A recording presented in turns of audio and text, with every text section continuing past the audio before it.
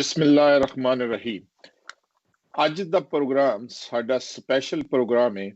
ਅੱਜ ਸਾਡੇ ਨਾਲ ਆਜ਼ਾਦੀ ਦੀ ਤਹਿਰੀਕ ਦੇ ਮੁਜਾਹਿਦ, ਮੇਰੀ ਮੁਰਾਦ ਖਾਲਿਸਤਾਨ ਦੀ ਆਜ਼ਾਦੀ ਦੇ ਸਿਆਸੀ ਮੁਜਾਹਿਦ, ਦਾਨਸ਼ਵਰ ਤੇ ਮੁਹੱਕਕ, ਸਮਾਜੀ ਤੇ ਸਿਆਸੀ ਤੇ ਇਨਸਾਨੀ ਹਕੂਕ ਨਾਲ ਵਾਬਸਤਾ ਮੁਤੱਦਦ ਤਨਜ਼ੀਮਾਂ ਦੇ ਰਹਿਨੁਮਾ ਜਨਾਬ ਡਾਕਟਰ ਅਮਰਜੀਤ ਸਾਹਿਬ ਨਾਲ ਖਾਲਿਸਤਾਨ ਦੇ ਬਾਰੇ ਖਸੂਸੀ ਗੱਲਬਾਤ ਹੋਏਗੀ। और असी तुहानू दसदे जाइए कि डॉक्टर साहब ना सिर्फ खालिस्तान दी आज़ादी दे हामी ने, बल्कि कश्मीर दी आज़ादी दे सिलसिले अंदर इन्हां दियां जेड़ियां कोशिशां ने वो भी किसे तो ढकियां छुपियां नहीं। न्यूयॉर्क दे विच अक़वाम मुत्तहिदा होए या वाशिंगटन दे विच वाइट हाउस होए, डॉक्टर साहब दी आवाज़ हमेशा खड़कदी नजर आंदी है। डॉक्टर साहब असी तुहानू वेलकम कहने आ, खुश आमदीद कहने आ 72 न्यूज़ दे प्रोग्राम दे विच।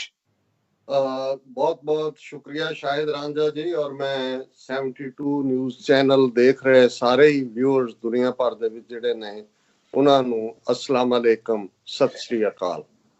डॉक्टर साहब असी चाहते सां कि तुसी साडे पंजाब इधर दा होवे या उधर दा होवे, असी पंजाब नू पंजाबी समझने आ। और खालिस्तान दी जेड़ी तुहाडी तहरीक है, तुसी जानदे हो असी तुहाडे संग मिल के इहदे नाल हिस्सा भी थोड़ा बहुत पांदे रहने आ।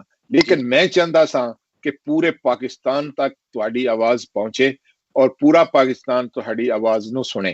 और इस सिलसिले दे अंदर तुसी ये सानू दसो कि 1984 आज तो 36 साल पहले भारत विच पंजाब अमृतसर दे अंदर दरबार साहब ते जेड़ा जरनैल सिंह दी क़यादत, भिंडरांवाले दी क़यादत विच उत्थे सिख मौजूद सन ते भारतीय फौज ने जिस दहशतगर्दी दा मुजाहरा कीता सन, कदी तारीख ते थोड़ी जी रोशनी पा के दसोगे कि क्यों ऐसा होया?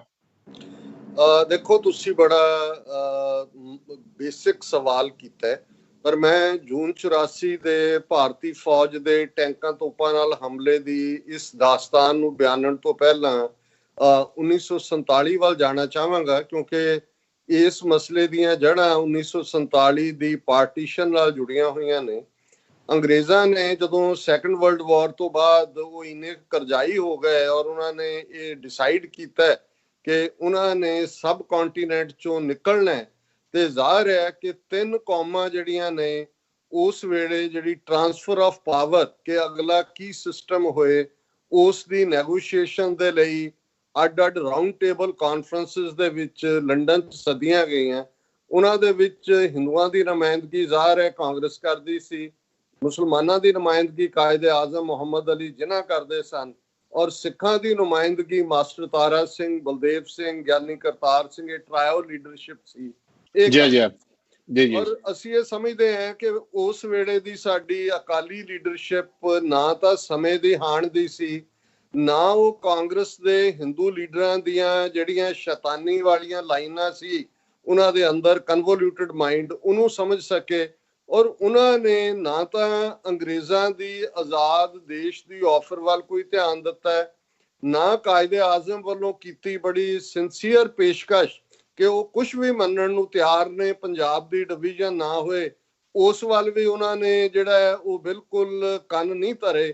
ਔਰ ਅੱਖਾਂ ਬੰਦ ਕਰਕੇ ਕਾਂਗਰਸ ਦੇ ਨਾਲ ਇਹਨਾਂ ਐਸ਼ੋਰੈਂਸਿਸ ਦੇ ਉੱਤੇ, ਕਿਉਂਕਿ ਉਸ ਵੇਲੇ ਦੀ ਜੇ ਅਸੀਂ ਗਾਂਧੀ, ਨਹਿਰੂ, ਕਾਂਗਰਸ ਵਰਕਿੰਗ ਕਮੇਟੀ ਦੇ ਰੈਜ਼ੋਲੂਸ਼ਨ ਦੇਖੀਏ ਤੇ ਦੋ ਗੱਲਾਂ ਮੈਂ ਉਹਦੇ 'ਚ ਜ਼ਰੂਰ ਕਹਿਣੀਆਂ ਚਾਹੁੰਦਾ ਜੀ। ਇੱਕ ਤਾਂ ਗਾਂਧੀ ਦਾ ਇਹ ਔਨ ਰੈਕਰਡ ਹੈ ਜਿਹਦੇ 'ਚ ਉਹਨੇ ਕਿਹਾ ਕਿ no constitution in India will be accepted which won't be acceptable to the Sikhs, ਕਿ ਭਾਰਤ ਦੇ ਵਿੱਚ ਕੋਈ ਵੀ ਉਹ ਆਇਨ ਮਨਜ਼ੂਰ ਨਹੀਂ ਕੀਤਾ ਜਾਏਗਾ ਜਿਹੜਾ ਸਿੱਖਾਂ ਨੂੰ ਕਬੂਲ ਨਾ ਹੋਏ। ਨਹਿਰੂ ਨੇ ਇਹ ਅਸ਼ੋਰ ਕੀਤਾ ਕਿ I don't see any problem that why not the brave Sikhs of Punjab are given a province in the north of India so that they may also be able to experience the glow of freedom। ਕਿ ਮੈਨੂੰ ਕੋਈ ਇਤਰਾਜ਼ ਨਹੀਂ ਹੋਏਗਾ ਕਿ ਪੰਜਾਬ ਦੇ ਬਹਾਦਰ ਸਿੱਖਾਂ ਨੂੰ ਭਾਰਤ ਦੇ ਨਾਰਥ ਵਿੱਚ ਐਸਾ ਸੂਬਾ ਦਿੱਤਾ ਜਾਏ ਜਿੱਥੇ ਕਿ ਉਹ ਵੀ ਆਜ਼ਾਦੀ ਦਾ ਨਿੱਘ ਮਾਣ ਸਕਣ।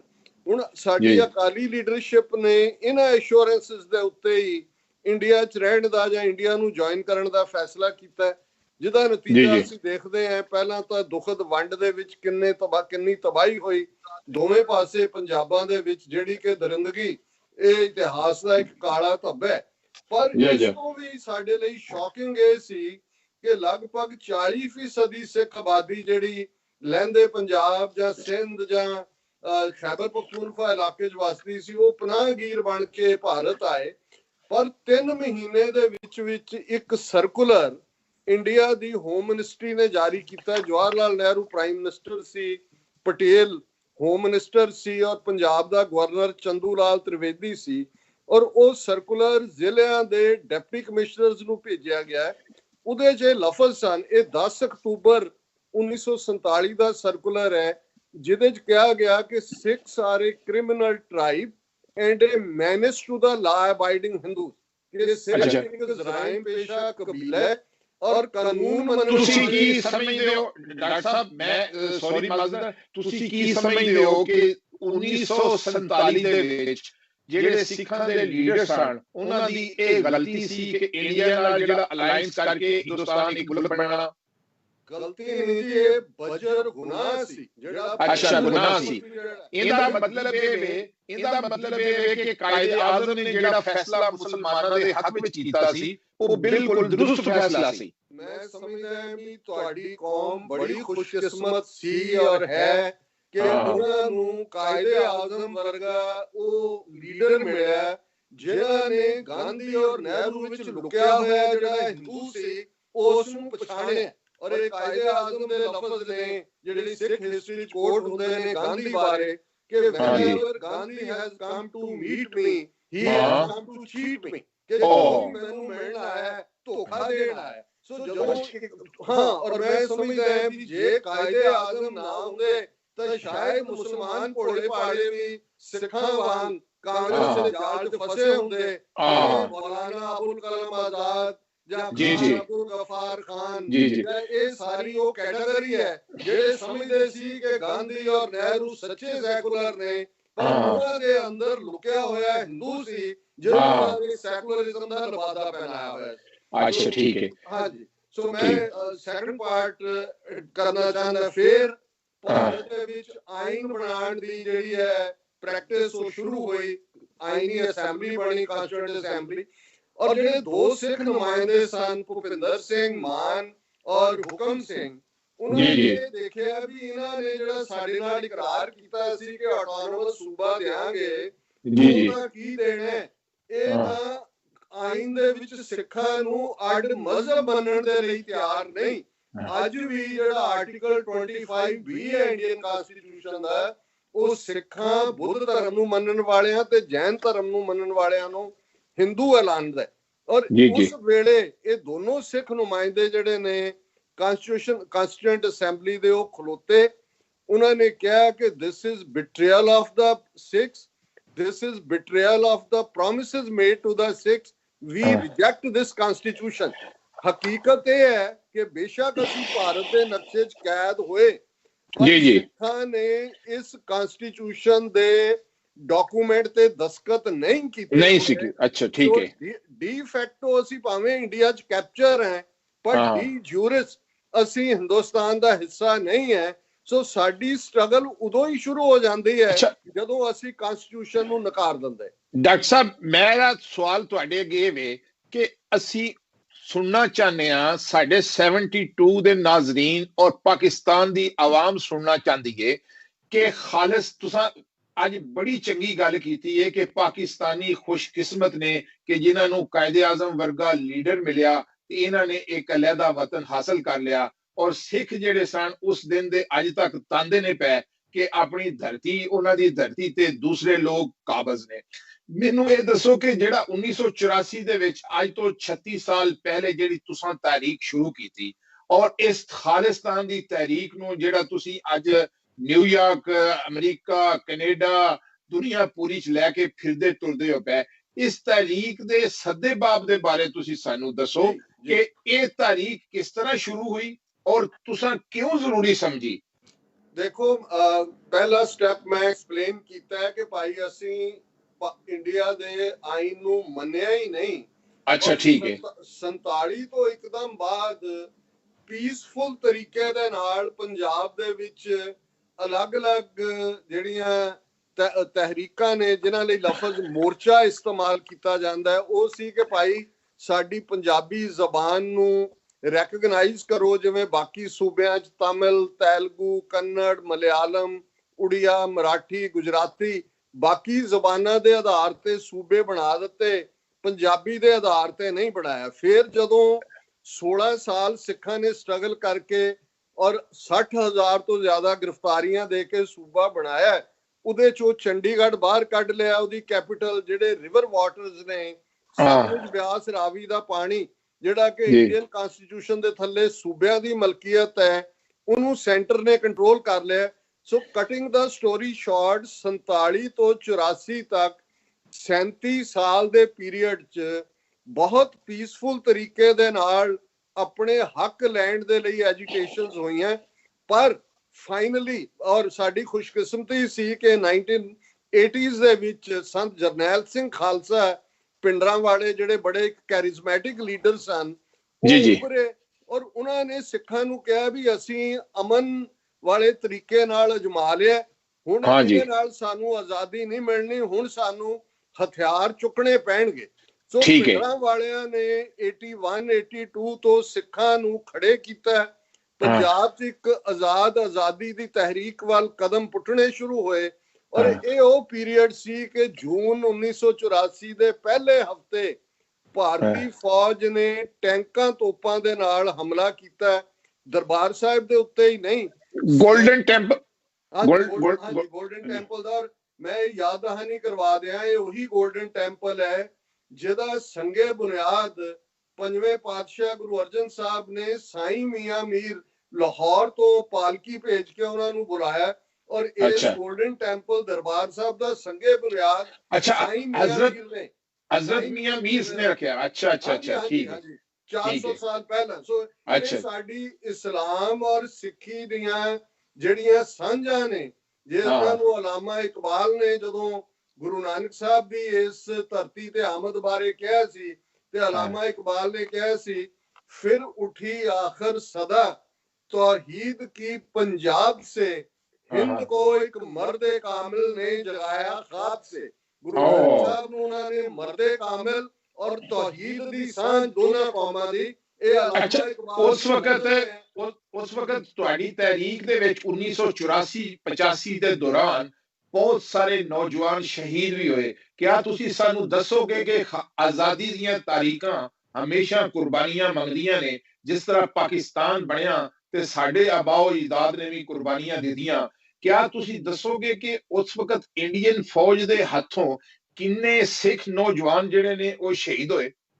ਦੇਖੋ, ਜਦੋਂ ਭਾਰਤੀ ਫੌਜ ਨੇ ਹਮਲਾ ਕੀਤਾ, ਉਹਨਾਂ ਨੇ ਹਮਲੇ ਦਾ ਦਿਨ ਵੀ ਉਹੀ ਚੁਣਿਆ ਜਿਸ ਦਿਨ ਪੰਜਵੇਂ ਪਾਤਸ਼ਾਹ ਗੁਰੂ ਅਰਜਨ ਸਾਹਿਬ ਦੀ ਸ਼ਹਾਦਤ ਹੋਈ ਸੀ, ਜਿਹੜਾ ਕਿ ਸਿੱਖ ਇਤਿਹਾਸ ਦੇ ਵਿੱਚ ਸ਼ਹੀਦੀਆਂ ਦੀ ਸ਼ੁਰੂਆਤ ਹੈ। ਔਰ ਉਸ ਫੌਜ ਦਾ ਜਿਹੜੀ ਟੈਂਕਾਂ ਤੋਪਾਂ ਦੇ ਨਾਲ ਆਈ, ਦਰਬਾਰ ਸਾਹਿਬ ਨੂੰ ਡਿਫੈਂਡ ਕਰਨ ਵਾਲੇ ਸੰਤ ਜਰਨੈਲ ਸਿੰਘ ਖਾਲਸਾ ਪਿੰਡਾਂ ਵਾਲੇ, ਜਨਰਲ ਸੁਬੇਗ ਸਿੰਘ, ਇਹ ਜਨਰਲ ਸੁਬੇਗ ਸਿੰਘ ਉਹੀ ਨੇ ਜਿਨ੍ਹਾਂ ਨੇ 1971 ਦੇ ਵਿੱਚ ਬੰਗਲਾਦੇਸ਼ ਬਣਾਉਣ 'ਚ ਸੈਂਟਰਲ ਰੋਲ ਅਦਾ ਕੀਤਾ ਸੀ। ਪਰ ਉਹਨਾਂ ਨੂੰ ਬਹੁਤ ਜਲਦੀ ਸਮਝ ਆ ਗਈ ਕਿ ਹਿੰਦੂ ਕੌਮ ਕਿੰਨੀ ਧੋਖੇਬਾਜ਼ ਹੈ ਔਰ ਉਹਨਾਂ ਨੇ ਆ ਕੇ ਪਿੰਡਾਂ ਵਾਲਿਆਂ ਨੂੰ ਆਪਣੀਆਂ ਸਰਵਿਸਿਜ਼ ਦਿੱਤੀਆਂ ਔਰ ਉਹਦੇ ਨਾਲ ਭਾਈ ਅਮਰੀਕ ਸਿੰਘ ਔਰ 72 ਘੰਟੇ ਭਾਰਤੀ ਫੌਜ ਨੂੰ ਨਾ ਸਿਰਫ ਰੋਕਿਆ, ਇਹਨਾਂ ਸਾਰਿਆਂ ਨੇ ਸ਼ਹੀਦੀਆਂ ਪਾਈਆਂ ਔਰ ਬਹੁਤ ਸਾਰੀਆਂ ਥਾਵਾਂ ਤੇ ਕੁੱਲ ਮਿਲਾ ਕੇ ਇਸ ਪਹਿਲੇ ਹਫਤੇ 'ਚ 10,000 ਤੋਂ ਜ਼ਿਆਦਾ ਸਿੱਖ ਜਿਹੜੇ ਨੇ ਉਹ ਭਾਰਤੀ ਫੌਜ ਨੇ ਮਾਰੇ। ਲੇਕਿਨ ਇਹਦਾ ਸਿੱਖਾਂ ਨੇ ਬਦਲਾ ਵੀ ਲਿਆ। 31 ਅਕਤੂਬਰ 1984 ਨੂੰ ਇੰਦਰਾ ਗਾਂਧੀ ਨੂੰ ਮਾਰਿਆ, ਉਹਦੇ ਦੋ ਸਿੱਖ ਬਾਡੀਗਾਰਡ ਬੇਅੰਤ ਸਿੰਘ, ਸਤਵੰਤ ਸਿੰਘ ਨੇ। ਔਰ 2 ਸਾਲ ਬਾਅਦ ਭਾਰਤੀ ਫੌਜ ਦਾ ਜਰਨੈਲ ਜਿਹੜਾ ਕਮਾਂਡਰ ਇਨ ਚੀਫ ਸੀ, ਜਨਰਲ ਵੈਦਿਆ, ਉਹਨੂੰ ਸਿੱਖਾਂ ਨੇ ਜਾ ਕੇ ਪੂਨੇ ਦੇ ਵਿੱਚ ਮਾਰਿਆ। ਸੋ ਇਹ ਜਿਹੜਾ ਬਦਲਾ ਸੀ ਇਹਨਾਂ ਦੋਨਾਂ ਤੋਂ ਲਿਆ। ਲੇਕਿਨ ਇੱਕ ਗੱਲ ਜ਼ਾਹਰ ਹੈ, ਇਹ ਸੰਤ ਪਿੰਡਰਾਂ ਵਾਲਿਆਂ ਦੇ ਹੀ ਬਚਨ ਸਨ ਕਿ ਭਾਈ ਅਸੀਂ ਇਹਨਾਂ ਦੇ ਨਾਲ ਰਹਿਣਾ ਚਾਹੁੰਦੇ ਹਾਂ, ਬਰਾਬਰ ਦੇ ਸ਼ਹਿਰੀ ਬਣ ਕੇ। ਠੀਕ ਹੈ। ਜਿੱਦਨ ਭਾਰਤੀ ਫੌਜ ਨੇ ਦਰਬਾਰ ਸਾਹਿਬ ਤੇ ਹਮਲਾ ਕੀਤਾ, ਖਾਲਿਸਤਾਨ ਦਾ ਸੰਗੇ ਬੁਨਿਆਦ ਰੱਖਿਆ ਜਾਏਗਾ। ਸੋ ਅਸੀਂ ਸਮਝਦੇ ਹਾਂ ਕਿ ਜੂਨ 84 ਜਿਹੜਾ ਹੈ ਉਹ ਫਾਈਨਲ ਵਾਟਰਸ਼ੈਡ ਸੀ, ਜਿਸ ਤੋਂ ਬਾਅਦ ਖਾਲਿਸਤਾਨ ਦੀ ਤਹਿਰੀਕ ਪੂਰੀ ਹਥਿਆਰਬੰਦ ਤਰੀਕੇ ਨਾਲ ਸ਼ੁਰੂ ਹੋਈ ਔਰ 1984 ਤੋਂ 1995 ਤੱਕ 10-11 ਸਾਲ ਦਾ ਉਹ ਪੀਰੀਅਡ ਹੈ ਜਿਹਦੇ ਚ ਹਜ਼ਾਰਾਂ ਨੌਜਵਾਨ ਪੰਜਾਬ ਦੀ ਧਰਤੀ ਦੇ ਉੱਤੇ ਝੂਠੇ ਪੁਲਿਸ ਮੁਕਾਬਲਿਆਂ 'ਚ ਮਾਰੇ ਗਏ। ਇੱਕ ਅੰਦਾਜ਼ੇ ਮੁਤਾਬਕ, ਕਿਉਂਕਿ ਇਹ ਉਹ ਪੀਰੀਅਡ ਸੀ ਜੋ ਕੁਝ ਹੁਣ ਕਸ਼ਮੀਰ 'ਚ ਕਰ ਰਹੇ ਨੇ, ਨਾ ਐਮਨੈਸਟੀ ਇੰਟਰਨੈਸ਼ਨਲ ਨੂੰ ਜਾਣ ਦੀ ਇਜਾਜ਼ਤ ਹੈ, ਨਾ ਇੰਟਰਨੈਸ਼ਨਲ ਅਬਜ਼ਰਵਰ ਜਾ ਸਕਦੇ ਨੇ। 1 ਲੱਖ ਤੋਂ ਜ਼ਿਆਦਾ ਸਿੱਖ ਨੌਜਵਾਨ 1984 ਤੋਂ 1995 ਤੱਕ ਪੰਜਾਬ ਦੇ ਵਿੱਚ ਐਲੀਮੀਨੇਟ ਕਰ ਦਿੱਤੇ ਗਏ ਔਰ ਪੂਰੀ ਤਬਾਹੀ। ਔਰ ਇਹ ਉਹੀ ਮੌਕਾ ਸੀ ਜਦੋਂ ਮੈਂ ਉਸ ਧਰਤੀ ਦੇ ਉੱਤੇ ਹੀ ਸੀ ਔਰ ਮੈਂ ਡਿਸਾਈਡ ਕੀਤਾ ਕਿ ਭਾਈ ਇੱਥੇ ਤਾਂ ਉਸ ਜ਼ਮਾਨੇ 'ਚ ਨਾ ਸੋਸ਼ਲ ਮੀਡੀਆ ਸੀ, ਆਵਾਜ਼ ਬਿਲਕੁਲ ਖਤਮ ਕੀਤੀ ਸੀ, ਪੰਜਾਬ ਨੂੰ ਬਾਕੀ ਦੁਨੀਆ ਤੋਂ ਕੱਢ ਦਿੱਤਾ ਹੋਇਆ ਸੀ। ਮੈਂ 80s ਦੇ ਅਖੀਰ 'ਚ ਅਮਰੀਕਾ ਆਉਣ ਦਾ ਫੈਸਲਾ ਕੀਤਾ।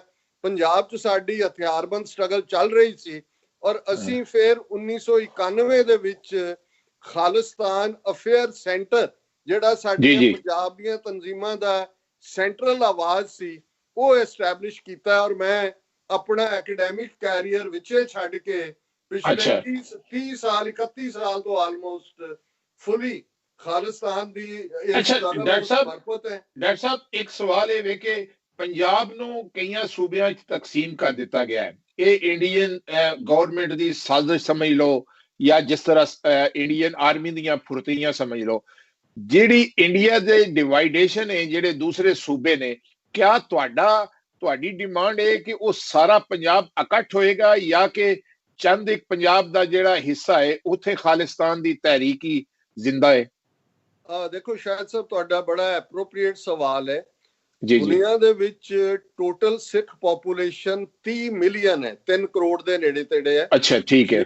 ਜਿਹਦੇ ਚੋਂ 5 ਮਿਲੀਅਨ ਸਿੱਖ ਭਾਰਤ ਦੇ ਨਕਸ਼ੇ ਦੀ ਕੈਦ ਤੋਂ ਬਾਹਰ ਵਸਦੇ ਨੇ। ਜਿਵੇਂ 1 ਮਿਲੀਅਨ ਅਮਰੀਕਾ 'ਚ ਨੇ, 1 ਮਿਲੀਅਨ ਕੈਨੇਡਾ 'ਚ ਨੇ, 1 ਮਿਲੀਅਨ ਇੰਗਲੈਂਡ 'ਚ ਨੇ, 2-3 ਲੱਖ ਮਲੇਸ਼ੀਆ 'ਚ ਨੇ ਔਰ ਬਾਕੀ ਦੁਨੀਆ 'ਚ 50,000 ਤੋਂ ਜ਼ਿਆਦਾ ਪਾਕਿਸਤਾਨ 'ਚ ਨੇ। ਸੋ 50 ਲੱਖ ਸਿੱਖ ਤਾਂ ਭਾਰਤ ਤੋਂ ਬਾਹਰ ਹੈ। ਠੀਕ ਹੈ। ਅੱਜ ਪੰਜਾਬ ਹੈ, ਇੰਡੀਅਨ ਆਕੂਪਾਈਡ ਪੰਜਾਬ, ਜਿਹਦੀ ਟੈਰੀਟਰੀ 50,300 ਸਕੁਅਰ ਕਿਲੋਮੀਟਰ ਹੈ। ਇਸ ਖਿੱਤੇ ਦੇ ਵਿੱਚ ਸਿੱਖਾਂ ਦੀ ਆਬਾਦੀ 70% ਹੈ। 70% ਸਿੱਖ ਨੇ, ਜਿਹੜਾ ਇੰਡੀਅਨ ਆਕੂਪਾਈਡ ਪੰਜਾਬ ਹੈ।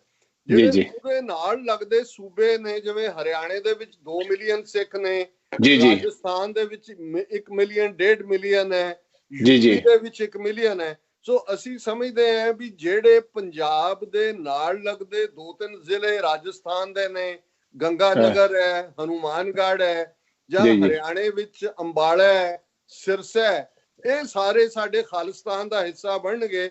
ਸਾਡੀ ਇਹ ਕੋਸ਼ਿਸ਼ ਹੋਏਗੀ ਕਿ ਜਿਹੜੇ ਸਿੱਖ ਮੈਜੋਰਿਟੀ ਏਰੀਏ ਨੇ ਔਰ ਉਹਨਾਂ ਦੀ ਲਗਾਤਾਰਤਾ ਹੈ, ਉਹ ਜਿਹੜੇ ਨੇ ਕੰਗਰੂਅਸ ਨੇ, ਪੰਜਾਬ ਦੇ ਨਾਲ ਲੱਗਦੇ ਨੇ ਔਰ ਉਹ ਰਾਜਸਥਾਨ, ਹਰਿਆਣਾ ਔਰ ਹਿਮਾਚਲ ਦੇ ਜਿਹੜੇ ਸਿੱਖ ਇਲਾਕੇ ਨੇ ਉਹ ਉਸ ਖਾਲਿਸਤਾਨ ਦਾ ਹਿੱਸਾ ਹੋਣਗੇ।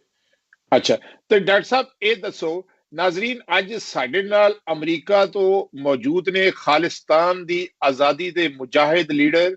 ਆਜ਼ਾਦੀਆਂ ਇੰਨੀਆਂ ਸੌਖੀਆਂ ਨਹੀਂ ਹੁੰਦੀਆਂ, ਆਜ਼ਾਦੀਆਂ ਪਿੱਛੇ 40-40 ਸਾਲ ਦੀ ਜਲਾਵਤਨੀਆਂ ਹੁੰਦੀਆਂ ਨੇ।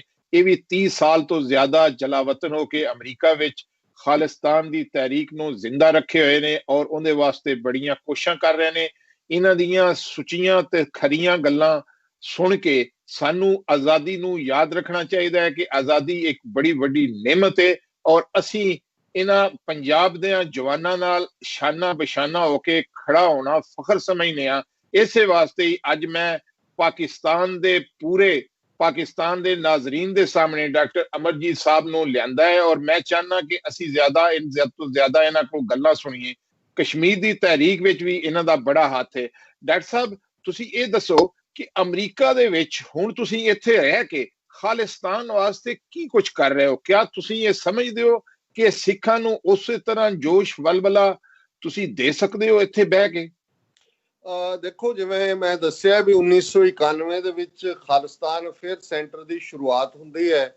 1994 ਦੇ ਵਿੱਚ ਅਸੀਂ ਆਪਣਾ ਆਫਿਸ ਖਾਲਿਸਤਾਨ ਅਫੇਅਰ ਸੈਂਟਰ ਦਾ National Press Building Washington DC ਦੇ ਵਿੱਚ ਐਸਟੈਬਲਿਸ਼ ਕਰਦੇ ਹਾਂ, ਜਿਹੜਾ ਪਿਛਲੇ 26 ਸਾਲ ਤੋਂ ਲਗਾਤਾਰਤਾ ਨਾਲ, ਜਿੱਥੇ ਅਸੀਂ ਵਾਸ਼ਿੰਗਟਨ ਡੀਸੀ ਦੇ ਵਿੱਚ ਓਪੀਨੀਅਨ ਮੇਕਰ, ਲਾ ਮੇਕਰ, ਡਿਸੀਜਨ ਮੇਕਰਸ ਉਹਨਾਂ ਦੇ ਨਾਲ ਲੌਬੀ ਕਰਦੇ ਹਾਂ, ਉੱਥੇ ਅਸੀਂ ਮੀਡੀਆ ਰਾਹੀਂ ਵੀ ਔਰ ਟੀਵੀ 84 ਜਿਹਦਾ ਕਾਫੀ ਵੱਡਾ ਦਾਇਰਾਕਾਰ ਅੱਜਕੱਲ ਸਾਡੇ ਪਾਕਿਸਤਾਨੀ ਵੀਰ ਭੈਣ ਉਸਦੇ ਜਿਹੜੇ ਨੇ ਉਹ ਨਾਜ਼ਰੀਨ ਹੁੰਦੇ ਨੇ, ਵਿਊਅਰ ਨੇ, ਉਹ ਅਸੀਂ ਨਿਊਯਾਰਕ ਤੋਂ ਪਿਛਲੇ 8 ਸਾਲ ਤੋਂ ਲਗਾਤਾਰਤਾ ਨਾਲ ਚਲਾ ਰਹੇ। ਔਰ ਮੈਂ ਦੱਸ ਰਿਹਾ ਕਿ ਵੀ ਸਾਡਾ ਜਿਹੜਾ ਲੌਬੀ ਦਾ ਢੰਗ ਹੈ, ਇੱਕ ਆਪਣੀ ਕਮਿਊਨਿਟੀ ਦੇ ਵਿੱਚ ਜਾਗਰੂਕਤਾ ਪੈਦਾ ਕਰਨਾ, ਅਵੇਅਰਨੈਸ ਪੈਦਾ ਕਰਨਾ। ਦੂਸਰਾ, ਜਿਹੜੀਆਂ ਦੂਸਰੀਆਂ ਤਨਜ਼ੀਮਾਂ ਨੇ ਆਜ਼ਾਦੀ ਦੀਆਂ, ਜਿਵੇਂ ਕਸ਼ਮੀਰੀਆਂ ਦੇ ਨਾਲ ਪਿਛਲੇ 30-31 ਸਾਲ ਤੋਂ ਅਸੀਂ ਲਗਾਤਾਰਤਾ ਨਾਲ ਹਰ ਉਹਨਾਂ ਦੇ ਜਿਹੜਾ ਲੌਬਿੰਗ ਐਫਰਟ ਹੈ ਉਹਦਾ ਵੀ ਹਿੱਸਾ ਬਣਦੇ ਹੈ, ਪ੍ਰੋਟੈਸਟ ਦਾ ਵੀ ਹਿੱਸਾ ਬਣਦੇ ਹੈ। ਫਿਰ ਸਾਡੀ ਕੋਸ਼ਿਸ਼ ਹੁੰਦੀ ਹੈ ਕਿ ਭਾਰਤ ਦੇ ਵਿੱਚ ਜਿਨ੍ਹਾਂ ਨੂੰ ਦਲਿਤ ਜਾਂ ਸ਼ੂਦਰ ਕਹਿ ਕੇ ਡਾਊਨ ਟ੍ਰੋਡਨ ਲੋਕਾਂ ਨੂੰ ਨਕਾਰਿਆ ਹੋਇਆ, ਉਹਨਾਂ ਨੂੰ ਵੀ ਨਾਲ ਰੱਖਣਾ। ਔਰ ਇਹਦੇ ਨਾਲ ਨਾਲ ਮੈਂ ਦੱਸਦੇ ਹਾਂ ਕਿ ਇਸ ਵੇਲੇ ਅਮਰੀਕਨ ਕਾਂਗਰਸ ਦੇ ਵਿੱਚ US ਕਾਂਗਰੈਸ਼ਨਲ ਸਿੱਖ ਕਾਕਸ ਹੈ, ਜਿਹਦੇ 50 ਤੋਂ ਜ਼ਿਆਦਾ ਕਾਂਗਰਸਮੈਨ ਉਹਦੇ ਮੈਂਬਰ ਨੇ। ਸੋ ਜ਼ਾਹਿਰ ਹੈ ਸਾਨੂੰ ਵੀ ਪਤਾ ਹੈ ਕਿ ਜਦੋਂ ਅਸੀਂ ਫਾਈਨਲ ਸਟੇਜ ਤੇ ਆਣੇ ਖਾਲਿਸਤਾਨ ਲਿਬਰੇਟ ਕਰਵਾਉਣ ਦੀ, ਤੇ ਸਾਨੂੰ ਰੈਕਗਨੀਸ਼ਨ ਦੀ ਲੋੜ ਹੋਏਗੀ। ਔਰ ਇਹ ਸਾਡੀ US ਕਾਂਗਰੈਸ਼ਨਲ ਸਿੱਖ ਕਾਕਸ ਜਿਹੜੀ 5 ਸਾਲ ਪਹਿਲਾਂ ਹੋਂਦ ਦੇ ਵਿੱਚ ਆਈ, ਇਹ ਸਾਡੀ ਪਾਵਰਫੁਲ ਬਾਡੀ ਹੈ। ਇਹਦੇ ਨਾਲ ਬਹੁਤ ਸਾਰੀਆਂ ਸਟੇਟਾਂ ਨੇ, ਜਿਵੇਂ ਨਿਊ ਜਰਸੀ, ਕਨੈਟੀਕਟ, ਪੈਨਸਿਲਵੇਨੀਆ, ਕੈਲੀਫੋਰਨੀਆ, ਇਹਨਾਂ ਨੇ ਨਵੰਬਰ 84 ਨੂੰ ਸਿੱਖ ਜੈਨੋਸਾਈਡ ਤਸੱਵਰ ਕੀਤਾ, ਸਿੱਖਾਂ ਦੀ ਅਲੱਗ ਐਥਨੀਸਿਟੀ ਨੂੰ ਰੈਕਗਨਾਈਜ਼ ਕੀਤਾ। ਸੋ ਇਹ ਸਾਡੇ ਤੌਰ ਤਰੀਕੇ ਨੇ। ਪੰਜਾਬ ਤੱਕ ਪਹੁੰਚਣ ਦੇ ਲਈ ਸਾਡੀ ਕੋਸ਼ਿਸ਼ ਜਿਹੜੀ ਸੋਸ਼ਲ ਮੀਡੀਆ ਰਾਹੀਂ ਰਹੀ ਹੈ, ਪਰ ਹੁਣ ਇਸ ਜੂਨ ਮਹੀਨੇ 'ਚ, ਪਿਛਲੇ ਮਹੀਨੇ, ਭਾਰਤ ਸਰਕਾਰ ਨੇ ਸਾਡਾ TV 84 ਚੈਨਲ ਜਿਹੜਾ ਪੰਜਾਬ ਦੇ ਵਿੱਚ ਸੀ ਉਹਨੂੰ ਉਹਨਾਂ ਨੇ ਬਲੌਕ ਕਰ ਦਿੱਤਾ ਹੈ, ਬੰਦ ਕਰ ਦਿੱਤਾ ਹੈ। ਪਰ ਡਾਕਟਰ ਸਾਹਿਬ ਮੈਂ ਇਸ ਚੀਜ਼ ਦਾ ਚਸ਼ਮਦੀਦ ਗਵਾਹ ਹਾਂ, ਬਲਕਿ ਇੱਕ ਦਿਨ ਦਾ ਮੈਂ ਇਸ ਤਰ੍ਹਾਂ ਵੀ ਗਵਾਹ ਹਾਂ ਕਿ ਅਸੀਂ ਜਦੋਂ ਕਸ਼ਮੀਰ ਵਾਸਤੇ ਇੱਕ ਸਟ੍ਰਾਈਕ ਕਰ ਰਹੇ ਸਾਂ ਯੂਨਾਈਟਿਡ ਨੇਸ਼ਨ ਦੇ ਸਾਹਮਣੇ, ਸਾਡੇ ਨਾਲੋਂ ਤੁਹਾਡੀ ਤਾਦਾਦ ਕਸ਼ਮੀਰ ਵਾਸਤੇ ਜ਼ਿਆਦਾ ਸੀ। ਅਸੀਂ ਬੜੀ ਤੁਹਾਡੇ ਸ਼ੁਕਰਗੁਜ਼ਾਰ ਹਾਂ। ਔਰ ਰਹਿ ਗਈ ਨਸ਼ਰੀਆਤ ਬੰਦ ਕਰਨੇ ਦੀ, ਤੁਸੀਂ 72 ਚੈਨਲ ਜਾਂ ਪਾਕਿਸਤਾਨ ਦਾ ਸੋਸ਼ਲ ਮੀਡੀਆ ਜਿਹੜਾ, ਅਸੀਂ ਤੁਹਾਡੇ ਸ਼ਾਨਾ ਬਸ਼ਾਨਾ ਹੋ ਕੇ ਤੁਹਾਡੀ ਆਵਾਜ਼ ਨੂੰ ਫੈਲਾਵਾਂਗੇ ਵੀ ਔਰ ਦੁਨੀਆ ਤੱਕ ਪਹੁੰਚਾਵਾਂਗੇ ਵੀ। ਔਰ ਸਾਡੀ ਇਹ ਖਾਹਿਸ਼ ਹੈ ਕਿ ਤੁਹਾਡੀ ਲੀਡਰਸ਼ਿਪ ਜਿਹੜੀ ਆਜ਼ਾਦੀ ਦੀ ਹੈ, ਔਰ ਸਾਡੀ ਜ਼ਿੰਦਗੀ ਦੇ ਵਿੱਚ ਖਾਲਿਸਤਾਨ ਵੀ ਬਣੇ ਤੇ ਕਸ਼ਮੀਰ ਵੀ ਆਜ਼ਾਦ ਹੋਵੇ। ਦੇਖੋ, ਤੁਹਾਡੀ ਨਿਵਾਜ਼ਿਸ਼ ਮੈਂ ਸਮਝਦਾ ਹਾਂ ਵੀ ਜਿਹੜਾ ਸਾਡਾ ਕਸ਼ਮੀਰੀਆਂ ਦੇ ਨਾਲ ਖਲੋਣਾ ਕੋਈ ਅਹਿਸਾਨ ਨਹੀਂ ਹੈ, ਇਹ ਫਰਜ਼ ਹੈ। ਕਿਉਂਕਿ ਅੰਗਰੇਜ਼ੀ ਦੇ ਦੋ ਲਫ਼ਜ਼ ਹੁੰਦੇ ਨੇ, ਇੱਕ ਹੈ ਸਿੰਪੈਥੀ, ਇੱਕ ਹੈ ਐਮਪੈਥੀ। ਸੋ ਐਮਪੈਥੀ ਹੁੰਦਾ ਕਿ ਕਿਉਂਕਿ ਤੁਸੀਂ ਜਿਹਦੇ ਚੋਂ ਖੁਦ ਗੁਜ਼ਰੇ ਹੁੰਦੇ ਹੋ, ਤੁਸੀਂ ਉਸ ਪੀੜ ਨੂੰ ਸਮਝ ਸਕਦੇ ਹੋ। ਕਿਉਂਕਿ ਪੰਜਾਬ 'ਚ ਅਸੀਂ ਸਿੱਖ ਨਸਲਕੁਸ਼ੀ 84 ਤੋਂ 95 ਤੱਕ ਦੇਖਿਆ ਕਿ ਕਿਵੇਂ ਇੱਕ ਜਨਰੇਸ਼ਨ ਉਹਨਾਂ ਨੇ ਮਾਰ ਮੁਕਾਈ। ਉਸ ਤੋਂ ਬਾਅਦ ਪੰਜਾਬ ਦੇ ਵਿੱਚ ਡਰੱਗਸ ਲਿਆ ਕੇ ਦੂਸਰੀ ਜਨਰੇਸ਼ਨ ਨੂੰ ਨਸ਼ਈ ਬਣਾ ਦਿੱਤਾ ਹੈ। ਤੀਸਰੀ ਜਨਰੇਸ਼ਨ ਨੂੰ ਮਾਰਨ ਦੇ ਲਈ ਹੁਣ ਫੇਰ ਪੰਜਾਬ ਦੇ ਵਿੱਚ ਉਹ ਕੁਝ ਚੱਲ ਰਿਹਾ। ਔਰ ਕਸ਼ਮੀਰ ਦੇ ਵਿੱਚ ਉਹੀ ਐਕਸਪੈਰੀਮੈਂਟ ਦੁਹਰਾਇਆ ਜਾ ਰਿਹਾ ਹੈ, ਜਿਵੇਂ ਪੈਲਟ ਗਨਸ ਨਾਲ ਹਜ਼ਾਰਾਂ ਕਸ਼ਮੀਰੀ ਬੱਚੇ ਬੱਚੀਆਂ ਨਾਬੀਨੇ ਬਣਾਏ ਗਏ।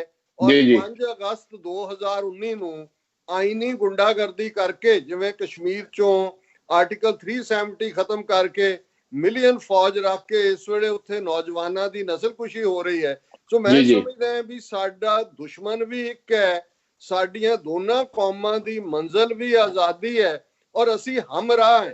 ਇਸ ਲਈ ਜਦੋਂ ਮੈਂ ਕਸ਼ਮੀਰੀਆਂ ਦੇ ਲਈ ਆਵਾਜ਼ ਚੁੱਕਦਾ ਜਾਂ ਅਸੀਂ ਸਿੱਖ ਨਾਲ ਖਲੋਂਦੇ, ਮੈਨੂੰ ਕੋਈ ਇਹ ਨਹੀਂ ਲੱਗਦਾ ਅਸੀਂ ਅਹਿਸਾਨ ਕਰ ਰਹੇ ਹਾਂ। ਮੈਨੂੰ ਲੱਗਦਾ ਹੈ ਵੀ ਅਸੀਂ ਦੋਨੋਂ ਤਨਜ਼ੀਮਾਂ ਆਜ਼ਾਦੀ ਦੀਆਂ ਇੱਕ ਉਸ ਹਮਰਾਹ ਬਣ ਕੇ ਆਪਣੇ ਰਸਤੇ ਨੂੰ ਵੀ ਸੌਖਾ ਕਰ ਰਹੇ ਹਾਂ ਔਰ ਆਪਣੇ ਦੁਸ਼ਮਣ ਨੂੰ ਵੀ ਸੁਨੇਹਾ ਦੇ ਰਹੇ ਹਾਂ ਕਿ ਭਾਈ ਅਸੀਂ ਯਕਜਹਤੀ ਦੇ ਨਾਲ ਹੁਣ ਇੱਕ ਦੂਜੇ ਦੇ ਨਾਲ ਖਲੋਤੇ ਹਾਂ ਔਰ ਅਲਟੀਮੇਟਲੀ ਅਸੀਂ ਭਾਰਤੀ ਕਬਜ਼ੇ ਤੋਂ ਆਪਣੇ ਆਪ ਨੂੰ ਆਜ਼ਾਦ ਕਰਵਾਉਣਾ। ਅੱਛਾ ਡਾਕਟਰ ਸਾਹਿਬ, ਇੱਕ ਖਾਲਿਸਤਾਨ ਤੇ ਕਸ਼ਮੀਰ ਤੋਂ ਹਟ ਕੇ ਥੋੜਾ ਜਿਹਾ ਰਿਲੇਟਡ ਸਵਾਲ ਹੈ ਕਿ ਇਹ ਜਿਹੜਾ ਚਾਈਨਾ ਵਾਲਾ ਤੇ ਇੰਡੀਆ ਵਾਲਾ ਹੁਣ ਮਸਲਾ ਬਣਿਆ ਹੈ, ਕਿਆ ਇਸ ਮਸਲੇ ਦੀ ਵਜ੍ਹਾ ਨਾਲ ਇੰਡੀਆ ਕੁਝ ਥੋੜਾ ਜਿਹਾ ਤੁਹਾਨੂੰ ਕਮਜ਼ੋਰ ਨਹੀਂ ਨਜ਼ਰ ਆ ਰਿਹਾ ਔਰ ਤੁਹਾਡੀ ਤਹਿਰੀਕ ਜਿਹੜੀ ਹੈ ਉਹਨੂੰ ਖਾਮੋਸ਼ੀ हल नहीं चली गई? देखो शायद साहब ये है, मैं समझदा है भी भारत ਨੂੰ जिस किस्म ਦਾ तमाचा चपेट चीन ने मारी है, ये बड़ी डिजायर्ड सी। बाढ़ ਦੇ ਵਿੱਚ ਚੀਨ ਨੇ ਇਹਨਾਂ ਦੀ ਔਕਾਤ ਦਿਖਾਈ ਸੀ, ਔਰ ਹੁਣ ਇਸ ਪੀਰੀਅਡ 'ਚ ਇਹ ਬਗਾਨੀ ਸ਼ਹਿ ਦੇ ਉੱਤੇ ਅਮਰੀਕਾ ਦੀ ਪੁਸ਼ਤਪਨਾਹੀ ਦੇ ਥੱਲੇ ਔਰ ਚੇਂਜਡ ਵਰਲਡ ਆਰਡਰ ਔਰ ਸੋਵੀਅਤ ਯੂਨੀਅਨ 'ਚੋਂ ਨਿਕਲ ਕੇ ਅਮਰੀਕਾ ਦੀ ਕੱਛ 'ਚ ਵੜ ਗਏ ਸੀ, ਔਰ ਇਹ ਸਮਝਦੇ ਸੀ ਕਿ ਇਹ ਚਾਈਨਾ ਦੇ ਖਿਲਾਫ ਅਮਰੀਕਾ ਦੀ ਪ੍ਰੌਕਸੀ ਵਾਰ ਵੀ, ਔਰ ਜਿਵੇਂ ਇਹ ਪਾਕਿਸਤਾਨ ਨੂੰ ਅੱਖਾਂ ਦਿਖਾ ਰਹੇ ਸੀ, ਜਿਵੇਂ ਪੁਲਵਾਮਾ ਹਮਲਾ ਜਿਹੜਾ ਇਹਨਾਂ ਦੀਆਂ ਏਜੰਸੀਆਂ ਨੇ ਕਰਵਾਇਆ, ਉਹਨਾਂ ਦੀ ਆੜ 'ਚ ਇਹਨਾਂ ਨੇ ਸਰਜੀਕਲ ਸਟ੍ਰਾਈਕ ਜੋ ਬਾਲਾਕੋਟ 'ਚ ਕਰਕੇ ਜਿਵੇਂ ਉਹਨਾਂ ਚੋਣਾਂ ਦੇ ਵਿੱਚ ਫਾਇਦਾ ਚੁੱਕਿਆ। ਸੋ ਮੈਂ ਸਮਝਦਾ ਵੀ ਇਹ very timely and much needed ਜਿਹੜਾ ਇਹਨਾਂ ਨੂੰ ਸਬਕ ਮਿਲਿਆ, ਔਰ ਇਹਦਾ ਬਹੁਤ ਸਾਰਾ ਡੂੰਘਾ ਸੰਬੰਧ ਕਸ਼ਮੀਰ ਦੇ ਵਿੱਚ ਜੋ ਇਹਨਾਂ ਨੇ 5 ਅਗਸਤ 2019 ਨੂੰ ਕੀਤਾ ਉਹਦੇ ਨਾਲ ਵੀ ਜੁੜਦਾ ਹੈ, ਕਿਉਂਕਿ ਇਹਨਾਂ ਨੇ ਜੰਮੂ ਕਸ਼ਮੀਰ ਦੀ ਸਟੇਟ ਨੂੰ ਹੀ ਅਬੋਲਿਸ਼ ਕਰਕੇ ਲੱਦਾਖ ਦਾ ਖਿੱਤਾ ਜਿਹੜਾ ਹੈ ਉਹਨੂੰ ਉਹਨਾਂ ਨੇ ਯੂਨੀਅਨ ਟੈਰੀਟਰੀ ਬਣਾ ਦਿੱਤਾ ਹੈ, ਤੇ ਜਿਹੜਾ ਨਕਸ਼ਾ ਜਾਰੀ ਕੀਤਾ ਉਹਦੇ 'ਚ ਉਹਨਾਂ ਨੇ ਅਕਸਾਈ ਚਿੰਨ ਜਿਹੜਾ ਚੀਨ ਦੇ ਕਬਜ਼ੇ 'ਚ ਹੈ ਵੀ ਜਿਹੜਾ ਇੰਡੀਆ ਦਾ ਹਿੱਸਾ ਦੱਸਿਆ, ਔਰ ਜ਼ਾਹਿਰ ਹੈ ਕਿ ਚੀਨ ਨੇ ਇਹਨੂੰ ਬਿਲਕੁਲ ਉਵੇਂ ਹੀ ਸਮਝਿਆ। ਔਰ ਇਹ ਗੱਲ ਈਵਨ ਅਮਿਤ ਸ਼ਾਹ ਨੇ ਪਾਰਲੀਮੈਂਟ 'ਚ ਕਹੀ ਕਿ ਅਸੀਂ ਗਿਲਗਿਤ ਬਲਟਿਸਤਾਨ ਔਰ ਇਹਨੂੰ ਵੀ ਆਜ਼ਾਦ ਕਰਵਾਵਾਂਗੇ, ਅਸੀਂ ਅਕਸਾਈ ਚਿੰਨ ਵੀ ਲਵਾਂਗੇ। ਸੋ ਚੀਨ ਨੇ ਇਹ ਸਮਝਿਆ, ਔਰ ਇਹ ਉਹਦੀ ਅਮਿਤ ਸ਼ਾਹ ਦੀ ਸਪੀਚ ਇੱਕਦਮ ਕਸ਼ਮੀਰ ਦਾ ਦਰਜਾ ਖਤਮ ਕਰਨ ਤੋਂ ਬਾਅਦ ਸੀ। ਚੀਨ ਨੂੰ ਇਹ ਸਮਝ ਆਈ, ਕਿਉਂਕਿ ਤੁਸੀਂ ਜੇ ਉਸ ਖਿੱਤੇ ਦਾ ਜੋਗਰਾਫੀਆ ਦੇਖੋ ਤੇ ਇਹੀ ਹੈ ਜਿੱਥੋਂ ਕਿ ਚਾਈਨਾ ਪਾਕਿਸਤਾਨ ਇਕਨੋਮਿਕਲ ਕੋਰੀਡੋਰ ਦੀ ਸ਼ੁਰੂਆਤ ਹੁੰਦੀ ਹੈ, one Belt One Road initiative, ਜਿੱਤੇ ਥੱਲੇ ਚਾਈਨਾ ਨੇ $380 ਬਿਲੀਅਨ ਕਮਿਟ ਕੀਤੇ ਹੋਏ ਨੇ, ਔਰ ਇਹ ਸਾਰੇ ਜਿਹਦੇ ਥੱਲੇ ਚਾਈਨਾ ਆਪਣਾ ਬਿਜ਼ਨਸ ਦੁਨੀਆ ਦੇ ਵਿੱਚ 134 ਦੇਸ਼ ਇਸ One Belt One Road Initiative ਦਾ ਹਿੱਸਾ ਨੇ, ਔਰ ਇੰਡੀਆ ਨੇ ਨਾਲ ਦੀ ਨਾਲ ਇਨਫਰਾਸਟ੍ਰਕਚਰ ਬਣਾਉਣਾ ਸ਼ੁਰੂ ਕੀਤਾ ਹੈ ਬਿਲਕੁਲ ਉਸ DBR ਰੋਡ ਦੇ ਨਾਲ ਜਿਹੜਾ ਕੋਰਾਕਰਮ ਦੇ ਬਿਲਕੁਲ ਫੁੱਟ ਦੇ ਵਿੱਚ ਜਾ ਕੇ ਰੁਕਦਾ ਸੀ। ਸੋ ਮੈਂ ਸਮਝਦਾ ਵੀ ਕਸ਼ਮੀਰੀਆਂ ਨੂੰ ਇਸ ਗੱਲ ਦੀ ਹੋਪ ਹੋਈ ਹੈ ਰਾਦਰ ਕਿ ਚੀਨ ਦੇ ਐਗਰੈਸਿਵ ਹੋਣ ਨਾਲ ਜਿੱਥੇ ਉਹਨਾਂ ਨੂੰ ਲੱਗਦਾ ਕਿ ਜੇ ਭਾਰਤ ਅੱਗੇ ਵਧਿਆ ਉਹਦੇ ਚੋਂ ਕਸ਼ਮੀਰ ਦੀ ਆਜ਼ਾਦੀ ਨਿਕਲੇਗੀ, ਸਿੱਖ ਫੈਕਟਰ ਵੀ, ਔਰ ਅਸੀਂ ਪਹੁੰਚ ਵੀ ਕਰ ਰਹੇ ਹਾਂ ਚਾਈਨਾ ਦੇ ਅੱਡ-ਅੱਡ ਜਿਹੜੇ ਸਫਾਰਤਖਾਨੇ ਨੇ ਕਿ ਭਾਈ ਸਾਡੇ ਨਾਲ ਵੀ ਤੁਹਾਡਾ ਇੱਕ ਸਬੰਧ ਰਿਹਾ ਹੈ। 1842 ਦੇ ਵਿੱਚ ਜਦੋਂ ਸਿੱਖ ਰਾਜ ਐਂਪਰਰ ਆਫ ਚਾਈਨਾ ਔਰ ਦਲਾਈ ਲਾਮਾ ਆਫ ਤਿੱਬਤ ਦੀ ਟ੍ਰੀਟੀ ਹੋਈ ਸੀ, ਇਸ ਗੱਲ ਦਾ ਧਿਆਨ ਰਹੇ ਲੱਦਾਖ ਔਰ ਇਹ ਖਿੱਤਾ ਮਹਾਰਾਜਾ ਰਣਜੀਤ ਸਿੰਘ ਦੇ ਵੇਲੇ ਲਾਹੌਰ ਦਰਬਾਰ ਦਾ ਹਿੱਸਾ ਸੀ। ਸੋ ਅਸੀਂ ਇਹ ਕਹਿਣਾ ਚਾਹੁੰਦੇ ਹਾਂ ਕਿ ਭਾਈ ਸਿੱਖ ਫੈਕਟਰ ਇੰਡੀਆ ਦੇ ਨਾਲ ਨਹੀਂ ਹੈ, ਅਸੀਂ ਆਪਣੀ ਆਜ਼ਾਦੀ ਚਾਹੁੰਦੇ ਹਾਂ। ਜੇ ਇੰਡੀਆ ਦਲਾਈ ਲਾਮੇ ਨੂੰ ਉੱਥੇ ਬਿਠਾ ਕੇ ਗਵਰਨਮੈਂਟ ਇਨ ਐਗਜ਼ਾਈਲ ਬਣਾ ਕੇ ਤਿੱਬਤ ਦੀ ਮੁਹਿੰਮ ਚਲਾ ਸਕਦਾ ਹੈ, ਤੇ ਚੀਨ ਤੇ ਪਾਕਿਸਤਾਨ ਕਿਉਂ ਨਹੀਂ ਖਾਲਿਸਤਾਨ ਦੀ ਤਹਿਰੀਕ ਨੂੰ ਮਾਨਤਾ ਦੇ ਕੇ ਬਰਾਬਰ ਖਾਲਿਸਤਾਨ ਦੀ ਗਵਰਨਮੈਂਟ ਇਨ ਐਗਜ਼ਾਈਲ ਐਸਟੈਬਲਿਸ਼ ਕਰ ਸਕਦੇ। ਸੋ ਅਸੀਂ ਚਾਈਨਾ ਦਾ ਇਹ ਜਿਹੜਾ ਸਟੈਪ ਹੈ ਇਹ ਸਮਝਦੇ ਹਾਂ ਕਿ ਇਹ ਸਾਡੀ ਤਹਿਰੀਕ ਨੂੰ ਅੱਗੇ ਲਿਜਾਣ ਦੇ ਲਈ ਜਿਹੜਾ ਬਹੁਤ ਮਦਦਗਾਰ ਸਾਬਤ ਹੋਏਗਾ। ਅੱਛਾ ਡਾਕਟਰ ਸਾਹਿਬ, ਇੱਕ ਸਵਾਲ ਇਹ ਵੇ ਕਿ ਤੁਸੀਂ ਸਮਝਦੇ ਹੋ ਕਿ ਕਰਤਾਰਪੁਰ ਦੀ ਰਾਹਦਾਰੀ ਖੋਲ ਕੇ ਪਾਕਿਸਤਾਨੀ ਗਵਰਨਮੈਂਟ ਨੇ ਤੇ ਪਾਕਿਸਤਾਨੀ ਆਵਾਮ ਨੇ ਸਿੱਖਾਂ ਲਈ ਆਪਣਾ ਦਿਲ ਦੇ ਦਰਵਾਜ਼ੇ ਖੋਲ ਦਿੱਤੇ ਨੇ? ਕਿਆ ਤੁਸੀਂ ਇਹ ਫੀਲ ਕਰਦੇ ਹੋ ਕਿ ਪਾਕਿਸਤਾਨੀ ਜਿਹੜੇ ਨੇ ਉਹ ਸਿੱਖਾਂ ਵਾਸਤੇ ਬੜਾ ਨਰਮ ਤੇ ਭਾਈਚਾਰੇ ਦਾ ਰਵੱਈਆ ਰੱਖਦੇ ਨੇ, ਬਲਕਿ ਇਹ ਸਮਝੋ ਕਿ ਪਾਕਿਸਤਾਨ ਦਾ ਪੰਜਾਬ ਜਿਹੜਾ ਹੈ ਉਹ ਇੰਡੀਆ ਦੇ ਪੰਜਾਬ ਨੂੰ ਆਪਣੇ ਹੀ ਪੰਜਾਬ ਸਮਝਦਾ ਹੈ? ਦੇਖੋ ਤੁਸੀਂ ਬਹੁਤ ਹੀ ਪਿਆਰੇ ਅੰਦਾਜ਼ ਦੇ ਵਿੱਚ ਇਹ ਸਵਾਲ ਕੀਤਾ ਹੈ। ਮੈਂ ਸਭ ਤੋਂ ਪਹਿਲਾਂ ਤਾਂ ਪਾਕਿਸਤਾਨੀ ਹਕੂਮਤ, ਪਾਕਿਸਤਾਨੀ ਫੌਜ ਔਰ ਪਾਕਿਸਤਾਨੀ ਆਵਾਮ ਇਹਨਾਂ ਸਭ ਦਾ ਸ਼ੁਕਰਗੁਜ਼ਾਰ ਹੈ ਕਿ ਜਿਹੜੀ 72 ਸਾਲ ਤੋਂ ਸਿੱਖ ਅਰਦਾਸ ਕਰਦੇ ਸਨ, ਦੁਆ ਕਰਦੇ ਸਨ ਕਿ ਸਾਨੂੰ ਪਾਕਿਸਤਾਨ ਆਪਣੇ ਮੱਕਾ ਔਰ ਮਦੀਨਾ, ਨਨਕਾਣਾ ਸਾਹਿਬ ਬਾਬਾ ਨਾਨਕ ਦੀ ਪੈਦਾਇਸ਼ ਦੀ ਥਾਂ ਹੈ, ਸਾਡਾ ਮੱਕਾ ਹੈ, ਔਰ ਕਰਤਾਰਪੁਰ ਸਾਹਿਬ ਉਹ ਮੁਕਾਮ ਹੈ ਜਿੱਥੇ ਗੁਰੂ ਨਾਨਕ ਸਾਹਿਬ ਨੇ ਆਪਣੀ ਜ਼ਿੰਦਗੀ ਦੇ ਅਖੀਰਲੇ 18 ਸਾਲ ਗੁਜ਼ਾਰੇ। ਉਸ ਥਾਂ ਤੇ ਉਹਨਾਂ ਨੇ ਖੇਤੀਬਾੜੀ ਕੀਤੀ ਔਰ ਉੱਥੋਂ ਹੀ ਜਿਹੜਾ ਅੱਜ ਵੀ ਉੱਥੇ ਆਰਾਮ ਫਰਮਾ ਰਹੇ ਨੇ। ਔਰ ਇਹ ਉਹ ਦੋਵੇਂ ਹੀ ਸਾਡਾ ਮੱਕਾ ਔਰ ਮਦੀਨਾ ਜਿਹੜੇ ਸਾਡੇ ਤੋਂ ਵਿਛੜੇ ਸਨ, मैं समझदा कि इमरान खान साहब, जनरल बाजवा और पाकिस्तान दे अवाम, इन्हां ने सिख इतिहास दे विच अपनी एक थां बना लई है कि इन्हां ने वो कर दिखाया जिहड़ा नामुमकिन लगदा सी, क्योंकि भारत दी हुकूमत ने मोदी दी कमांड थल्ले हर कोशिश की रुकावट पाण दी, जिवें उन्हां ने शर्तां ते शर्तां रखियां। पर जे 2018 च इमरान खान होरां ने आके ਕਿਹਾ ਸੀ ਕਿ 10 ਮਹੀਨੇ ਦੇ ਵਿੱਚ ਅਸੀਂ ਇਹਨੂੰ ਮੁਕੰਮਲ ਕਰਾਂਗੇ, ਤੇ 550 ਸਾਲਾ ਗੁਰੂ ਨਾਨਕ ਸਾਹਿਬ ਦੇ ਬਰਥ ਦੇ ਮੌਕੇ 2019 ਨਵੰਬਰ ਦੇ ਵਿੱਚ ਕਰਤਾਰਪੁਰ ਦੀ ਰਾਹਦਾਰੀ ਨੂੰ ਖੋਲਿਆ ਗਿਆ ਔਰ 800 ਏਕੜ ਦੇ ਵਿੱਚ ਦੁਨੀਆ ਦਾ ਸਭ ਤੋਂ ਵੱਡਾ ਗੁਰਦੁਆਰਾ ਕਰਤਾਰਪੁਰ ਸਾਹਿਬ ਬਣਾ ਕੇ ਉਹਨਾਂ ਨੇ ਸਿੱਖ ਕੌਮ ਨੂੰ ਭੇਟ ਕੀਤਾ।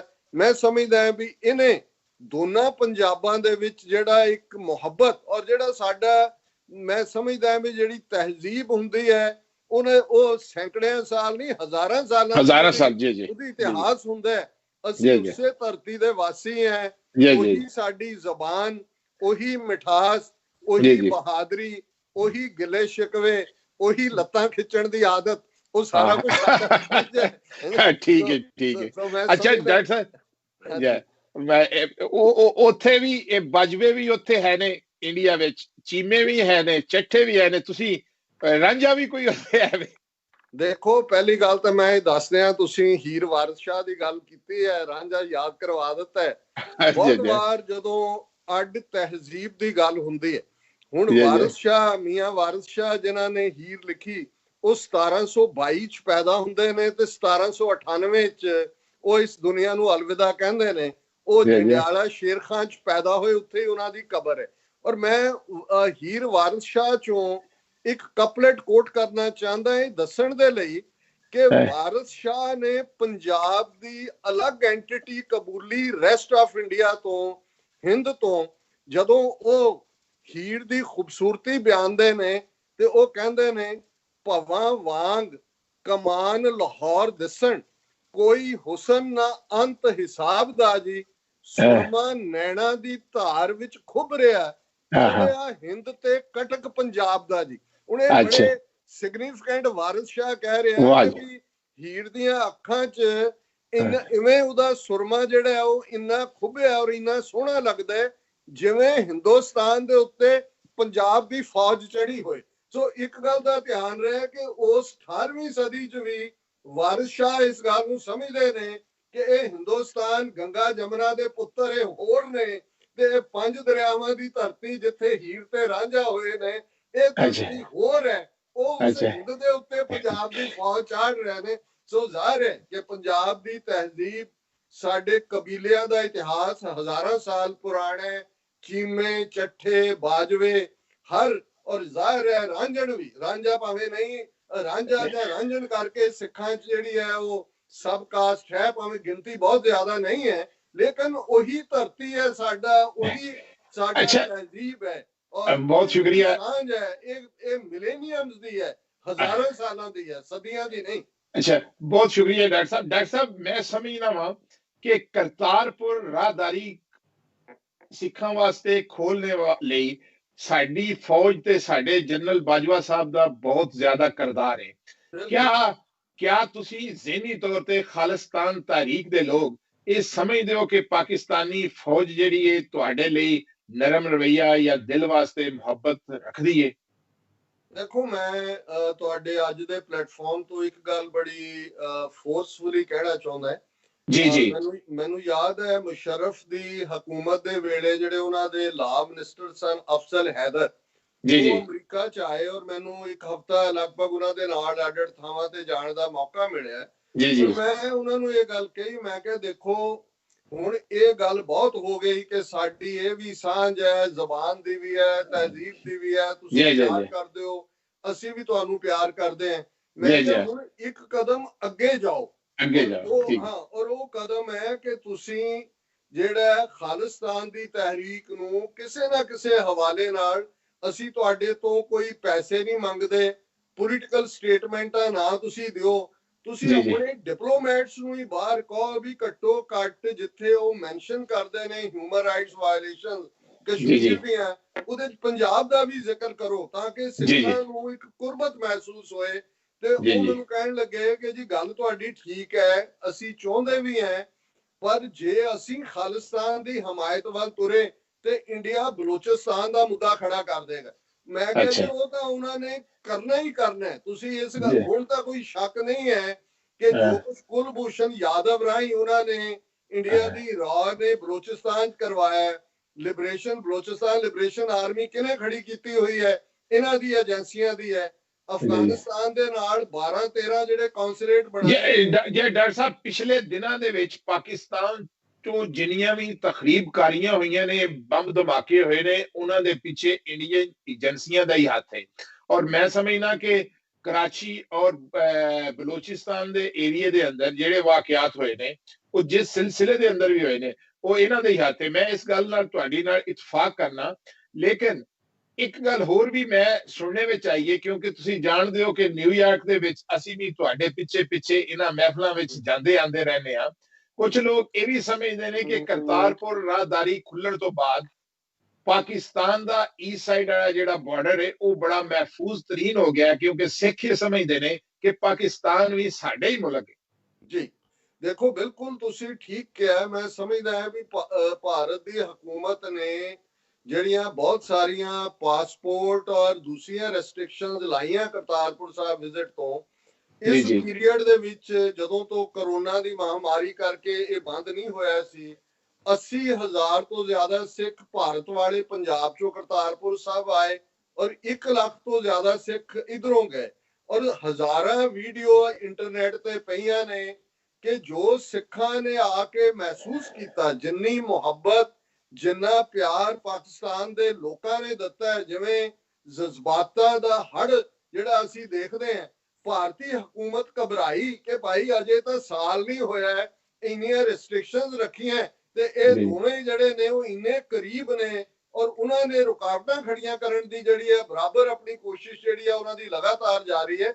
ਮੈਂ ਸਮਝਦਾ ਹਾਂ ਵੀ ਇਹ ਜਿਹੜਾ ਦੇਖੋ ਤੁਹਾਡੀ ਅੰਦਰੂਨੀ ਪੋਲਿਟਿਕਸ ਕੀ ਹੈ, ਇਮਰਾਨ ਖਾਨ ਸਾਹਿਬ ਨੂੰ ਕੌਣ ਪਸੰਦ ਕਰਦਾ, ਇਹ ਮੇਰਾ ਵਿਸ਼ਾ ਨਹੀਂ ਹੈ। ਮੈਂ ਸਭ ਦਾ ਸ਼ੁਕਰੀਆ ਅਦਾ ਕਰਦਾ ਹਾਂ। ਸਿੱਖਾਂ ਲਈ ਮੁਹੱਬਤ, ਪਾਕਿਸਤਾਨ ਦੇ ਵਿੱਚ ਕੋਈ ਪਾਰਟੀ ਆਏ, ਸਿਵਿਲੀਅਨ ਐਡਮਿਨਿਸਟ੍ਰੇਸ਼ਨ ਆਏ, ਮਿਲਟਰੀ ਆਏ, ਅਸੀਂ ਵੀ ਬਾਹਸੀਅਤ ਕੌਮ, ਬਾਹਸੀਅਤ ਨੇਸ਼ਨ ਸਿੱਖਾਂ ਦੇ ਜਜ਼ਬਾਤ ਦੀ ਕਦਰ ਕਰਨੇ ਆ ਔਰ ਖਾਲਿਸਤਾਨ ਦੀ ਹਮਾਇਤ ਕਰਨੇ ਆ। ਹਾਂ, ਔਰ ਮੈਂ ਇਹ ਕਹਿਣਾ ਚਾਹੁੰਦਾ ਕਿ ਇਮਰਾਨ ਖਾਨ ਸਾਹਿਬ ਔਰ ਜਨਰਲ ਬਾਜਵਾ ਨੇ ਸਿੱਖ ਤਹਿਰੀਕ ਦੇ ਵਿੱਚ ਉਹ ਥਾਂ ਬਣਾਈ ਹੈ, ਜਿਵੇਂ ਅਸੀਂ ਕਦੇ ਨਵਾਬ ਮਲੇਰਕੋਟਲਾ ਨੂੰ ਨਹੀਂ ਭੁੱਲੇ ਕਿ ਜਦੋਂ 2 ਸਾਹਿਬਜ਼ਾਦਿਆਂ ਦੀ ਸ਼ਹਾਦਤ ਦਾ ਫਤਵਾ ਸੀ ਤੇ ਨਵਾਬ ਮਲੇਰਕੋਟਲਾ ਨੇ ਖਲੋ ਕੇ ਕਿਹਾ ਸੀ ਵੀ ਨਹੀਂ, ਇਹ ਸ਼ਰਅ ਦੀ ਤੋਹੀਨ ਹੈ, ਇਹ ਸ਼ੀਰਖੋਰ ਬੱਚੇ ਨੇ ਔਰ ਸ਼ਰਅ ਇਹਨਾਂ ਨੂੰ ਜਿਹੜੀ ਹੈ ਉਹ ਸਜ਼ਾ ਦੇਣ ਦਾ ਨਹੀਂ ਫਤਵਾ ਦੇ ਸਕਦੀ ਉਹਦੇ ਤਹਿਤ। ਔਰ 47 ਦੇ ਪਾਗਲਪਨ ਦੇ ਦੌਰ 'ਚ ਵੀ ਸਿੱਖਾਂ ਨੂੰ ਨਹੀਂ ਸੀ ਭੁੱਲਿਆ ਕਿ ਮਲੇਰਕੋਟਲੇ ਦੇ ਨਵਾਬ ਨੇ ਹਾਂ ਦਾ ਨਾਰਾ ਮਾਰਿਆ ਸੀ। ਅੱਜ ਵੀ ਮਲੇਰਕੋਟਲਾ ਪੰਜਾਬ ਦਾ ਟਾਊਨ ਹੈ ਜਿੱਥੇ 1 ਲੱਖ ਮੁਸਲਮਾਨ ਵਸਦੇ, ਉੱਥੋਂ MLA ਵੀ ਮੁਸਲਮਾਨ ਬਣਦੇ ਔਰ ਰਜ਼ੀਆ ਬੇਗਮ ਅੱਜ ਪੰਜਾਬ ਦੀ ਕੈਬਨਿਟ ਦੇ ਵਿੱਚ ਮਿਨਿਸਟਰ ਵੀ ਨੇ। ਮੈਂ ਸਮਝਦਾ ਇਮਰਾਨ ਖਾਨ ਔਰ ਜਨਰਲ ਬਾਜਵਾ ਦਾ ਉਹੀ ਰੁਤਬਾ ਸਿੱਖ ਇਤਿਹਾਸ 'ਚ ਬਣ ਗਿਆ ਕਿ ਉਹਨਾਂ ਨੇ 72 ਸਾਲਾਂ ਦੀਆਂ ਸਾਡੀਆਂ ਦੁਆਵਾਂ ਉਹਨਾਂ ਦੇ ਉੱਤੇ ਜਿਹੜਾ ਉਹਨਾਂ ਨੇ ਅਮਲ ਕਰਦੇ ਆ ਕਰਤਾਰਪੁਰ ਸਾਹਿਬ ਦਾ ਲਾਂਘਾ ਖੋਲਿਆ। ਸੋ ਇਹ ਕੋਈ ਛੋਟੀ ਗੱਲ ਨਹੀਂ। ਔਰ ਡਿਪਲੋਮੇਸੀ ਦੀ ਦੁਨੀਆ 'ਚ ਵੀ ਲੌਂਗ ਟਰਮ ਇੰਨੀ ਕੁ ਗੁੱਡਵਿਲ ਦੋਨਾਂ ਕੌਮਾਂ ਦੀ ਹੋਏਗੀ, ਅਜੇ ਤਾਂ ਇਹਦੀ ਸ਼ੁਰੂਆਤ ਹੈ। ਮੈਂ ਸਮਝਦਾ ਵੀ ਇਹ ਕੋਰੀਡੋਰ ਆਫ ਲਵ ਨਹੀਂ, ਇਹ ਪਿਆਰ ਦਾ ਹੜ੍ਹ ਵਗਾਇਆ ਜਿਹੜਾ ਕਿ ਆਉਣ ਵਾਲੇ ਪੀਰੀਅਡ ਦੇ ਵਿੱਚ ਸਾਰੀਆਂ ਨਫ਼ਰਤਾਂ ਔਰ ਦੂਸਰਿਆਂ ਨੂੰ ਹੂੰਝ ਕੇ ਲੈ ਜਾਏਗਾ। ਡਾਕਟਰ ਸਾਹਿਬ, ਅਸੀਂ ਤੁਹਾਨੂੰ ਖਾਲਿਸਤਾਨ ਦੇ ਲੀਡਰ ਹੋਣੇ ਦੀ ਹੈਸੀਅਤ ਨਾਲ ਮੈਂ ਜ਼ਾਤੀ ਤੌਰ ਤੇ ਪਾਕਿਸਤਾਨੀ ਕੌਮ ਦੀ ਤਰਫੋਂ ਦਾਵਤ ਦੇਣਾ ਕਿ ਤੁਸੀਂ ਸਾਡੇ ਮਹਿਮਾਨ ਬਣੋ ਔਰ ਸਾਡੇ ਕੋਲ ਤਸ਼ਰੀਫ ਲਿਆਓ। ਅਸੀਂ ਕਰਤਾਰਪੁਰ ਵੀ ਤੁਹਾਡੇ ਨਾਲ ਜਾਵਾਂਗੇ, ਨਨਕਾਣਾ ਸਾਹਿਬ ਵੀ ਤੁਹਾਡੇ ਨਾਲ ਜਾਵਾਂਗੇ। ਔਰ ਦੂਸਰਾ ਮੇਰਾ ਹੁਣ ਅਗਲਾ ਸਵਾਲ ਤੁਹਾਡੇ ਅੱਗੇ ਵੇ, ਕਿਉਂਕਿ 2020 ਰੈਫਰੈਂਡਮ ਦਾ ਤੁਸੀਂ ਐਲਾਨ ਕੀਤਾ ਹੈ, ਇਹ ਰੈਫਰੈਂਡਮ ਕੀ ਹੈ ਔਰ ਇਹ ਕਿਸ ਤਰ੍ਹਾਂ ਤੁਸੀਂ ਕਰੋਗੇ, ਇਹਦੇ ਕੀ ਫਵਾਇਦ ਹਾਸਲ ਹੋਣਗੇ ਖਾਲਿਸਤਾਨ ਨੂੰ ਤੇ ਸਿੱਖ ਤਹਿਰੀਕ ਨੂੰ? ਦੇਖੋ, ਇੱਥੇ ਇੱਕ ਗੱਲ ਮੈਂ ਵਾਜ਼ਿਆ ਕਰਦਾ ਹਾਂ ਕਿ ਖਾਲਿਸਤਾਨ ਦੀ ਤਹਿਰੀਕ ਲਈ ਹੋਰ ਵੀ ਬਹੁਤ ਸਾਰੀਆਂ ਤਨਜ਼ੀਮਾਂ ਬਾਹਰਲੇ ਮੁਲਕਾਂ 'ਚ ਵੀ ਪੰਜਾਬ ਦੇ ਵਿੱਚ ਵੀ ਆਪਣਾ ਕੰਟਰੀਬਿਊਟ ਕਰ ਰਹੀ ਹੈ। ਇਸ ਕਿਸਮ ਦੀ ਤਨਜ਼ੀਮ ਸਿੱਖਸ ਫॉर ਜਸਟਿਸ ਇਹ ਅੱਜ ਤੋਂ ਲਗਭਗ 20 ਸਾਲ ਪਹਿਲਾਂ ਜਿਹੜਾ ਹੈ ਇਹਨਾਂ ਨੇ ਬੜੇ ਚੰਗੇ ਢੰਗ ਦੇ ਨਾਲ, ਔਰ ਇੱਕ ਨਾਨ ਪ੍ਰੋਫਿਟ ਆਰਗੇਨਾਈਜੇਸ਼ਨ ਹੈ ਅਮਰੀਕਾ ਦੇ ਵਿੱਚ ਰਜਿਸਟਰਡ, ਇਹਨਾਂ ਨੇ ਪਹਿਲਾਂ ਭਾਰਤ ਦੇ ਵਿੱਚ ਜਿਹੜੀ ਨਵੰਬਰ 84 ਦੀ ਨਸਲਕੁਸ਼ੀ ਸੀ ਉਹਦੇ ਕੇਸ ਲੜਨੇ ਸ਼ੁਰੂ ਕੀਤੇ। ਫਿਰ ਜਿਹੜੇ ਉੱਥੇ ਜੈਨੋਸਾਈਡ ਕਰਨ ਵਾਲੇ ਲੀਡਰ ਅਮਰੀਕਾ ਚ ਆਉਂਦੇ ਸਨ ਉਹਨਾਂ ਦੇ ਉੱਤੇ ਜਿਹੜੇ ਨੇ ਮੁਕੱਦਮੇ ਦਾਇਰ ਕਰਨੇ ਸ਼ੁਰੂ ਕੀਤੇ। ਔਰ ਇਸ ਸਾਰੇ ਚੋਂ ਲੰਘ ਕੇ ਇਵੈਂਚੁਅਲੀ ਉਹਨਾਂ ਨੇ ਕਾਲ ਦਿੱਤੀ ਕਿ ਭਾਈ ਅਸੀਂ 2020 ਦੇ ਵਿੱਚ ਜਿਹੜਾ ਕਿ ਆਲਮੋਸਟ ਆ ਗਿਆ ਹੁਣ 2020 ਚ ਅਸੀਂ ਹਾਂ, ਇਹ ਉਹਨਾਂ ਕਾਲ 3-4 ਸਾਲ ਪਹਿਲਾਂ ਸੀ। ਉਹ ਯੂਨਾਈਟਿਡ ਨੇਸ਼ਨਸ ਦਾ ਚਾਰਟਰ ਹੈ ਜਿਹਦੇ ਥੱਲੇ ਰਾਈਟ ਆਫ ਸੈਲਫ ਡਿਟਰਮੀਨੇਸ਼ਨ ਜਿਹੜਾ ਹੈ ਇਹ ਇੱਕ ਮੁੱਢਲਾ ਹੱਕ ਮੰਨਿਆ ਹੋਇਆ। ਔਰ ਮੈਂ ਯਾਦ ਦਹਾਨੀ ਤੁਹਾਡੇ ਜਿਹੜੇ ਦਰਸ਼ਕਾਂ ਦੀ ਔਰ ਵਿਊਅਰਸ ਦੀ ਕਰਵਾ ਦਿਆਂ ਕਿ ਕੈਨੇਡਾ ਦੇ ਵਿੱਚ 1980 ਔਰ 1995 ਚ ਕਿਊਬੈਕ ਦਾ ਸੂਬਾ ਜਿੱਥੇ ਫ੍ਰੈਂਚ ਮੈਜੋਰਿਟੀ ਚ ਨੇ ਉਹਨਾਂ ਨੇ ਵੀ ਰੈਫਰੈਂਡਮ ਕੀਤਾ ਕਿਉਂਕਿ ਕੈਨੇਡਾ ਦੀ ਗਵਰਨਮੈਂਟ ਨੇ ਕਰਵਾਇਆ ਕਿ ਉਹ ਅੱਡ ਹੋਣਾ ਚਾਹੁੰਦੇ ਨੇ, ਹਾਲਾਂਕਿ 2-3% ਵੋਟਾਂ ਦੇ ਨਾਲ ਉਹ ਕੈਨੇਡਾ ਦਾ ਹੀ ਹਿੱਸਾ ਬਣੇ। ਫਿਰ ਈਵਨ ਸਕਾਟਲੈਂਡ ਅਸੀਂ 2 ਸਾਲ ਪਹਿਲਾਂ ਦੇਖਦੇ ਹਾਂ ਜਿਹੜਾ ਸਕਾਟਲੈਂਡ 400 ਸਾਲ ਤੋਂ ਯੂਕੇ ਦਾ ਹਿੱਸਾ ਹੈ, ਉਹਨਾਂ ਨੇ ਵੀ ਰੈਫਰੈਂਡਮ ਕਰਵਾਇਆ ਸਰਕਾਰ ਨੇ ਔਰ ਕਿ ਭਾਈ ਅਸੀਂ ਰਹਿਣਾ ਕਿ ਨਹੀਂ, ਉਹ ਵੀ 2-3% ਵੋਟਾਂ ਦੇ ਨਾਲ ਉਹਨਾਂ ਨੇ ਯੂਕੇ ਦੇ ਨਾਲ ਰਹਿਣ ਦਾ ਫੈਸਲਾ ਕੀਤਾ। ਹੁਣ ਜਿਹੜਾ ਰੈਫਰੈਂਡਮ 2020 ਹੈ ਜ਼ਾਹਰ ਹੈ ਇਹਨੂੰ ਕੋਈ ਯੂਨਾਈਟਿਡ ਨੇਸ਼ਨਸ ਨਹੀਂ ਕਰਵਾ ਰਿਹਾ ਜਿਵੇਂ ਈਸਟ ਟੈਮੂਰ ਦੇ ਵਿੱਚ UN ਨੇ ਕਰਵਾਇਆ ਸੀ, ਜਾਂ ਕਿਸੇ ਹੱਦ ਤੱਕ ਅਸੀਂ ਕੋਸੋਵੋ ਦੀ ਰੈਕਗਨੀਸ਼ਨ ਦੀ ਗੱਲ ਕਰਦੇ ਹਾਂ, ਨਾ ਹੀ ਇਹਨੂੰ ਭਾਰਤ ਦੀ ਸਟੇਟ ਕਰਵਾ ਰਹੀ ਹੈ ਜਿਵੇਂ ਕਿ ਕੈਨੇਡਾ ਦੀ ਗਵਰਨਮੈਂਟ ਨੇ ਕਿਊਬੈਕ ਚ ਕੀਤਾ ਜਾਂ ਯੂਕੇ ਦੀ ਹਕੂਮਤ ਨੇ ਇੰਗਲੈਂਡ ਚ ਕੀਤਾ। ਸੋ ਇਹਨੂੰ ਸਿੱਖ ਕਮਿਊਨਿਟੀ ਆਪਣੇ ਲੈਵਲ ਤੇ ਇਹਨਾਂ ਨੇ ਇੱਕ ਬੈਲਟ ਐਸੋਸੀਏਸ਼ਨ ਜਿਹੜੀ ਦੁਨੀਆ 'ਚ ਰੈਪਿਊਟਡ ਹੈ, ਜਿਨ੍ਹਾਂ ਨੇ ਨਾਰਥ ਕੁਰਦਿਸਤਾਨ ਦੇ ਵਿੱਚ ਜਾਂ ਕੈਟਾਲੋਨੀਆ ਦੇ ਵਿੱਚ ਵੀ ਰੈਫਰੈਂਡਮ ਕਰਵਾਇਆ, ਉਹ ਹਾਇਰ ਕੀਤੀ ਹੋਈ ਹੈ। ਵੋਟਾਂ ਦੀ ਰਜਿਸਟ੍ਰੇਸ਼ਨ ਦਾ ਪੈਟਰਨ ਹੈ ਇੱਕ ਜਿਹਦੇ ਥੱਲੇ ਜਿਹੜਾ ਉਹ ਵੋਟ ਰਜਿਸਟਰ ਹੋ ਰਹੀ ਹੈ ਔਰ ਇਹ ਰਜਿਸਟ੍ਰੇਸ਼ਨ ਪ੍ਰੋਸੈਸ 2 ਸਾਲ ਤੋਂ ਚੱਲ ਰਹੀ ਹੈ।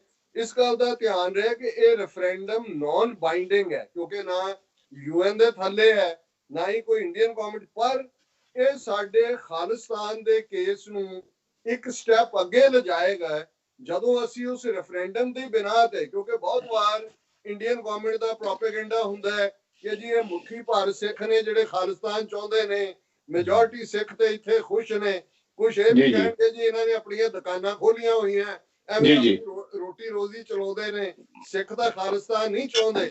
ਸੋ ਇਸ ਮਿਥ ਨੂੰ ਤੋੜਨਾ ਬੜਾ ਜ਼ਰੂਰੀ ਹੈ ਕਿ ਮੈਜੋਰਿਟੀ ਸਿੱਖ ਖਾਲਿਸਤਾਨ ਚਾਹੁੰਦੇ ਨੇ। ਵਾਂਸ ਉਹ ਸਾਡੇ ਕੋਲ ਰੈਫਰੈਂਡਮ ਰਿਜ਼ਲਟ ਹੋਣਗੇ ਅਸੀਂ ਯੂਨਾਈਟਿਡ ਨੇਸ਼ਨਸ ਦੇ ਲੈਵਲ ਤੇ ਦੁਨੀਆ ਦੀਆਂ ਹੋਰ ਫੋਰਮਸ ਦੇ ਉੱਤੇ ਇਸ ਕੇਸ ਨੂੰ ਲੈ ਕੇ ਜਾਵਾਂਗੇ। ਸੋ ਇਹ ਇਸ ਦਾ ਸਾਰੇ ਦਾ ਲੁਬੇ ਲੁਬਾਬ ਹੈ। ਅੱਛਾ, ਯੂਨਾਈਟਿਡ ਨੇਸ਼ਨ ਨੇ ਅੱਜ ਤੱਕ ਕੋਈ ਸਿੱਖਾਂ ਦੀ ਇਸ ਮਾਮਲੇ ਵਿੱਚ ਮਦਦ ਵੀ ਕੀਤੀ ਹੈ ਜਾਂ ਕਿ ਇੰਡੀਆ ਨੇ ਤੁਹਾਨੂੰ ਉੱਥੋਂ ਤੱਕ ਪਹੁੰਚਣ ਹੀ ਨਹੀਂ ਦਿੱਤਾ? ਦੇਖੋ, ਯੂਨਾਈਟਿਡ ਨੇਸ਼ਨਸ ਦਾ ਸਟਰਕਚਰ ਸਮਝਣਾ ਜ਼ਰੂਰੀ ਹੈ। ਪਹਿਲੀ ਗੱਲ ਤਾਂ ਮੈਂ ਇੱਕ ਸਟੇਟਮੈਂਟ ਦੇ ਰਿਹਾ ਜਿਹੜਾ ਅਕਸਰ ਮੈਂ ਯੂਨਾਈਟਿਡ ਨੇਸ਼ਨਸ ਬਾਰੇ ਦਿੰਦਾ ਹੈ ਕਿ it is a gutless, toothless and spineless body. ਨਾ ਇਹਦੀਆਂ ਅੰਤੜੀਆਂ ਨੇ, ਨਾ ਸਪਾਈਨ ਹੈ, ਨਾ ਦੰਦ ਨੇ।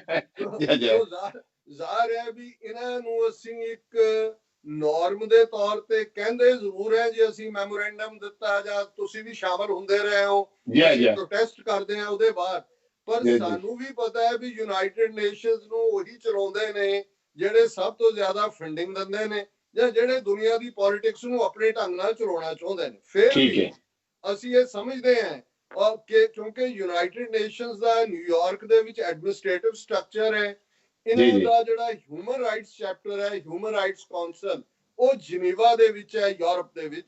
ਔਰ ਜ਼ਾਹਰ ਹੈ ਕਿ ਜਨੀਵਾ ਦੇ ਵਿੱਚ ਜਿਹੜੀਆਂ ਹੀਅਰਿੰਗਸ ਹੁੰਦੀਆਂ ਨੇ ਹਿਊਮਨ ਰਾਈਟਸ ਦੀਆਂ, ਜਿਵੇਂ ਹਿਊਮਨ ਰਾਈਟ ਕਾਉਂਸਲ ਨੇ ਕਸ਼ਮੀਰ ਦੇ ਮੁੱਦੇ ਤੇ ਸਾਲ ਪਹਿਲਾਂ 49 ਪੇਜ ਜਿਹੜਾ ਇੱਕ ਡਾਕੂਮੈਂਟ ਜਾਰੀ ਕੀਤਾ, ਜਿਹੜਾ ਪਹਿਲੀ ਵਾਰ ਸੀ ਕਸ਼ਮੀਰ ਸਟਰਗਲ ਦੇ ਵਿੱਚ ਕਿ ਕਸ਼ਮੀਰ 'ਚ ਕੀ ਹੋ ਰਿਹਾ। ਇਸੇ ਤਰ੍ਹਾਂ ਸਿੱਖਾਂ ਬਾਰੇ ਵੀ ਹਿਊਮਨ ਰਾਈਟਸ ਬਾਰੇ ਹੀਅਰਿੰਗਸ ਹੁੰਦੀਆਂ ਨੇ। ਇੱਥੇ ਅਸੀਂ ਮਿਲਦੇ ਹਾਂ ਨਿਊਯਾਰਕ 'ਚ, ਮੈਮੋਰੈਂਡਮ ਦੇ ਦਿੰਦੇ ਹਾਂ, ਸਾਨੂੰ ਵੀ ਪਤਾ ਉਹਨਾਂ ਨੇ ਫਾਈਲ ਚਲਾ ਲੈਣੇ। ਉਹਦੇ ਤੇ ਅਮਲ ਦਰਾਮਦ ਉਦੋਂ ਹੋਏਗਾ ਜਦੋਂ ਅਮਰੀਕਾ ਨੂੰ ਲੱਗੇਗਾ ਵੀ ਖਾਲਿਸਤਾਨ ਉਹਨਾਂ ਦੇ ਹੱਕ 'ਚ ਕਿਵੇਂ ਹੈ, ਜਾਂ ਕੱਲ ਨੂੰ ਚਾਈਨਾ ਜਿਹੜਾ UN ਸਿਕਿਉਰਿਟੀ ਕਾਉਂਸਲ 'ਚ ਬੈਠਾ ਹੈ, ਜੇ ਚਾਈਨਾ ਨੂੰ ਲੱਗਾ ਕਿ ਭਾਈ ਕਸ਼ਮੀਰ ਔਰ ਖਾਲਿਸਤਾਨ ਦੇ ਮੁੱਦੇ ਦੀ ਹਮਾਇਤ ਕਰਨੀ ਹੈ, ਫਿਰ ਉਹ ਪੁਰਾਣੀਆਂ ਫਾਈਲਾਂ ਕੱਢ ਲੈਣਗੇ ਜਿਹੜੇ UN ਦੇ ਉਹ ਜਿਹੜੇ ਨੇ ਉਹ ਸਰਦਖਾਨਿਆਂ 'ਚ ਰੱਖੀਆਂ ਹੋਈਆਂ ਨੇ। ਸੋ ਇਸ ਤੋਂ ਬਿਯੋਂਡ ਸਾਡੀ ਕੋਈ ਬਹੁਤੀ ਐਕਸਪੈਕਟੇਸ਼ਨ ਵੀ ਨਹੀਂ ਹੈ ਇਹਨਾਂ ਤੋਂ। ਅੱਛਾ, ਅਮਰੀਕਾ ਦੇ ਵਿੱਚ ਕਿਉਂਕਿ ਸਪੀਚ ਦੀ ਆਜ਼ਾਦੀ ਹੈ, ਆਜ਼ਾਦੀ ਹੱਕੇ ਰਾਏ ਦੀ ਆਜ਼ਾਦੀ ਹੈ, ਅਮਰੀਕੀ ਗਵਰਨਮੈਂਟ ਨਾਲ ਵੀ ਤੁਸੀਂ ਕੋਈ ਰਾਬਤੇ ਦੀ ਕੋਸ਼ਿਸ਼ ਕੀਤੀ ਹੈ ਕਿ ਜਿਸ ਤੇ ਖਾਲਿਸਤਾਨ ਦੀ ਤਹਿਰੀਕ ਨੂੰ ਕੋਈ ਹਵਾ ਮਿਲੇ? ਦੇਖੋ, ਅਮਰੀਕਾ ਦੇ ਵਿੱਚ 3 ਉਹਨਾਂ ਦੇ ਆਰਗਨ ਨੇ। ਇੱਕ ਮੈਂ ਜ਼ਿਕਰ ਆਲਰੇਡੀ ਕਾਂਗਰਸ ਦਾ ਕੀਤਾ ਹੈ ਕਿ 50 ਤੋਂ ਜ਼ਿਆਦਾ ਡੈਮੋਕ੍ਰੈਟਿਕ ਔਰ ਰਿਪਬਲਿਕਨ ਕਾਂਗਰਸਮੈਨ ਜਿਹੜੇ ਨੇ US ਕਾਂਗਰੈਸ਼ਨਲ ਸਿੱਖ ਕਾਕਸ ਦੇ ਮੈਂਬਰ ਨੇ। ਅਸੀਂ ਉਹਨਾਂ ਨੂੰ ਟਾਈਮ ਟੂ ਟਾਈਮ ਸਿੱਖਾਂ ਦੀਆਂ ਪ੍ਰੋਬਲਮਸ ਵਿਦ ਇਨ ਅਮਰੀਕਾ ਔਰ ਇੰਟਰਨੈਸ਼ਨਲ ਪ੍ਰੋਬਲਮਸ ਉਹਨਾਂ ਬਾਰੇ ਬਰੀਫ ਵੀ ਕਰਦੇ ਹਾਂ। ਉਹਨਾਂ ਦੇ ਵਿੱਚ ਉਹਨਾਂ ਦੀਆਂ ਹੀਅਰਿੰਗਸ ਵੀ 2 ਪਿਛਲੇ ਸਾਲ 'ਚ ਹੋਈਆਂ ਨੇ। ਦੂਸਰਾ ਆਰਗਨ ਜਿਹੜਾ ਉਹਨਾਂ ਦਾ ਸੈਮਾਈ ਗਵਰਨਮੈਂਟ ਹੈ, US ਸਰਫ ਜਿਹਨੂੰ ਕਹਿੰਦੇ ਨੇ, United States commission on international religious freedom, ਉਹਨਾਂ ਦੇ ਨਾਲ ਅਸੀਂ ਅਕਸਰ ਮਿਲਦੇ ਰਹਿੰਦੇ ਹਾਂ। ਉਹ ਸਿੰਪੈਥਾਈਜ਼ ਵੀ ਕਰਦੇ ਨੇ, ਆਪਣੀਆਂ ਰਿਪੋਰਟਾਂ 'ਚ ਪੰਜਾਬ ਦਾ ਜ਼ਿਕਰ ਵੀ ਕਰਦੇ ਨੇ। ਤੀਸਰਾ ਅਮਰੀਕਾ ਦਾ ਫੋਰਨ ਆਫਿਸ ਜਿਹਨੂੰ ਸਟੇਟ ਡਿਪਾਰਟਮੈਂਟ ਕਹਿੰਦੇ ਨੇ, ਉਹਨਾਂ ਨਾਲ ਅਸੀਂ ਸਾਲ 'ਚ 2 ਵਾਰ ਜਦੋਂ ਕੋਈ ਇਸ਼ੂ ਬੇਸ, ਜਿਵੇਂ ਹੁਣ ਅੱਜ ਕੱਲ ਪੰਜਾਬ ਦੇ ਵਿੱਚ ਸਿੱਖ ਨੌਜਵਾਨ ਚੁੱਕੇ ਜਾ ਰਹੇ ਨੇ ਕਿ ਉਹ ਰੈਫਰੈਂਡਮ 2020 ਦੀਆਂ ਵੋਟਾਂ ਰਜਿਸਟਰ ਨਾ ਕਰਨ, ਅਸੀਂ ਬਹੁਤ ਜਲਦੀ ਹਫ਼ਤੇ 2 ਹਫ਼ਤੇ 'ਚ ਸਟੇਟ ਡਿਪਾਰਟਮੈਂਟ ਦੇ ਨਾਲ ਇੱਕ ਮੀਟਿੰਗ ਕਰਨ ਜਾ ਰਹੇ ਹਾਂ। ਉਹਨਾਂ ਤੋਂ ਅਸੀਂ ਮੀਟਿੰਗ ਮੰਗੀ ਹੈ ਕਿ ਸੋ ਉਹਨਾਂ ਨੂੰ ਪਤਾ ਹੈ। ਔਰ ਮੈਂ ਜਿਵੇਂ ਕਿਹਾ ਵੀ ਇਹਨਾਂ ਦੀਆਂ ਨੀਤੀਆਂ ਜਾਂ ਪਾਲਿਸੀਜ਼ ਉਦੋਂ ਹੀ ਬਦਲਣਗੀਆਂ ਜਦੋਂ ਇਹਨਾਂ ਨੂੰ ਆਪਣਾ ਸਟ੍ਰੈਟੇਜਿਕ ਇੰਟਰਸਟ ਜਾਂ ਇਹਨਾਂ ਦਾ ਕੋਈ ਹੋਰ ਇੰਟਰਸਟ ਉੱਥੇ ਨਜ਼ਰ ਆਏਗਾ ਕਿ ਭਾਈ ਖਾਲਿਸਤਾਨ ਕਿਉਂ ਬਣਾਇਆ ਜਾਏ। ਉਦੋਂ ਤੱਕ ਸਾਨੂੰ ਇਹਨਾਂ ਤੋਂ ਨਹੀਂ ਹੈ। ਪਰ ਹੁਣ ਜਿਹੜੀ ਚਾਈਨਾ ਨਾਲ ਡਿਵੈਲਪਮੈਂਟ ਹੋਈ ਹੈ, ਅਸੀਂ ਉਸ ਖਿੱਤੇ 'ਚ ਚਾਈਨਾ ਔਰ ਪਾਕਿਸਤਾਨ ਕੋਲੋਂ ਜ਼ਿਆਦਾ ਐਗਰੈਸਿਵ ਜਿਹੜੀ ਹੈ ਮਦਦ ਦੀ ਆਸ ਕਰਦੇ ਹਾਂ।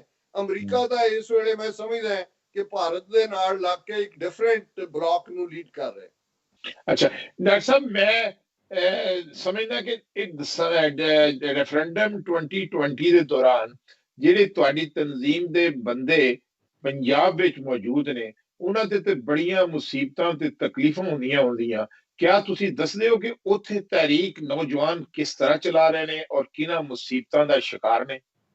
ਦੇਖੋ, ਮੈਂ ਪਹਿਲੀ ਆਪਣੀ ਗੁਫ਼ਤਗੂ 'ਚ ਵੀ 2 ਵਾਰ ਇਸ ਦਾ ਮੈਂਸ਼ਨ ਕੀਤਾ ਹੈ ਕਿ ਪਿਛਲੇ ਲਗਭਗ 3 ਹਫ਼ਤੇ ਦੇ ਵਿੱਚ ਪੰਜਾਬ 'ਚ 100 ਤੋਂ ਜ਼ਿਆਦਾ ਨੌਜਵਾਨ ਚੁੱਕੇ ਨੇ ਘਰਾਂ ਤੋਂ।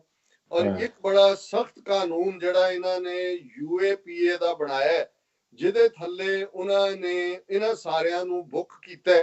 ਔਰ ਜਿਹੜੇ ਇਸ ਤਨਜ਼ੀਮ ਨੂੰ ਬਾਹਰੋਂ ਚਲਾਉਣ ਵਾਲੇ ਨੇ, ਜਿਵੇਂ ਗੁਰਪਤਵੰਤ ਸਿੰਘ ਪੰਨੂ ਨੇ ਅਮਰੀਕਾ ਦੇ ਵਿੱਚ, ਇੰਗਲੈਂਡ ਦੇ ਵਿੱਚ ਪਰਮਜੀਤ ਸਿੰਘ ਪੰਮਾ ਨੇ, ਕੈਨੇਡਾ 'ਚ ਹਰਜੀਤ ਸਿੰਘ ਨਿੱਜਰ ਨੇ, ਇਹਨਾਂ ਨੂੰ ਪਿਛਲੇ ਹਫ਼ਤੇ ਇੰਡੀਅਨ ਗਵਰਨਮੈਂਟ ਨੇ ਟੈਰਰਿਸਟ ਡਿਕਲੇਅਰ ਕੀਤਾ ਕਿ ਇਹ ਦਹਿਸ਼ਤਗਰਦ ਨੇ। ਮਤਲਬ ਇਹ ਹੈ ਕਿ ਜਦੋਂ ਉਹਨਾਂ ਨੇ ਦਹਿਸ਼ਤਗਰਦ ਐਲਾਨਿਆ, ਉਹ ਇੰਟਰਪੋਲ ਨੂੰ ਵੀ ਜਿਹੜਾ ਅਲਰਟ, ਰੈੱਡ ਅਲਰਟ ਜਿਹਨੂੰ ਕਹਿੰਦੇ ਨੇ, ਉਹ ਦੇਣਗੇ ਕਿ ਜੇ ਕਿਤੇ ਵੀ ਇਹ ਕਰਨ ਤੇ ਇਹਨਾਂ ਨੂੰ ਗ੍ਰਿਫਤਾਰ ਕੀਤਾ ਜਾਏ। ਸੋ ਪੂਰੀ ਹਰਾਸਮੈਂਟ ਚੱਲ ਰਹੀ ਹੈ ਪੰਜਾਬ ਦੇ ਵਿੱਚ, ਕਿਉਂਕਿ COVID-19 ਦੇ ਥੱਲੇ ਵੀ ਪੁਲਿਸ ਦੇ ਕੋਲ ਐਕਸਟਰਾ ਪਾਵਰਸ ਨੇ। ਆਜ਼ਾਦੀ ਦੇ ਜਿਹੜੇ ਮੁਜਾਹਿਦ ਹੁੰਦੇ ਨੇ, ਉਹਨਾਂ ਨੂੰ ਦੂਸਰੀਆਂ ਹਕੂਮਤਾਂ ਤੇ ਦਹਿਸ਼ਤਗਰਦ ਤਸਵਰ ਕਰਦੀਆਂ ਨੇ ਜਾਂ ਉਹਨਾਂ ਨੂੰ ਦਹਿਸ਼ਤਗਰਦ ਕਰਾਰ ਦਿਵਾਉਣੇ ਵਾਸਤੇ ਕੋਸ਼ਿਸ਼ਾਂ ਕਰਦੀਆਂ ਨੇ।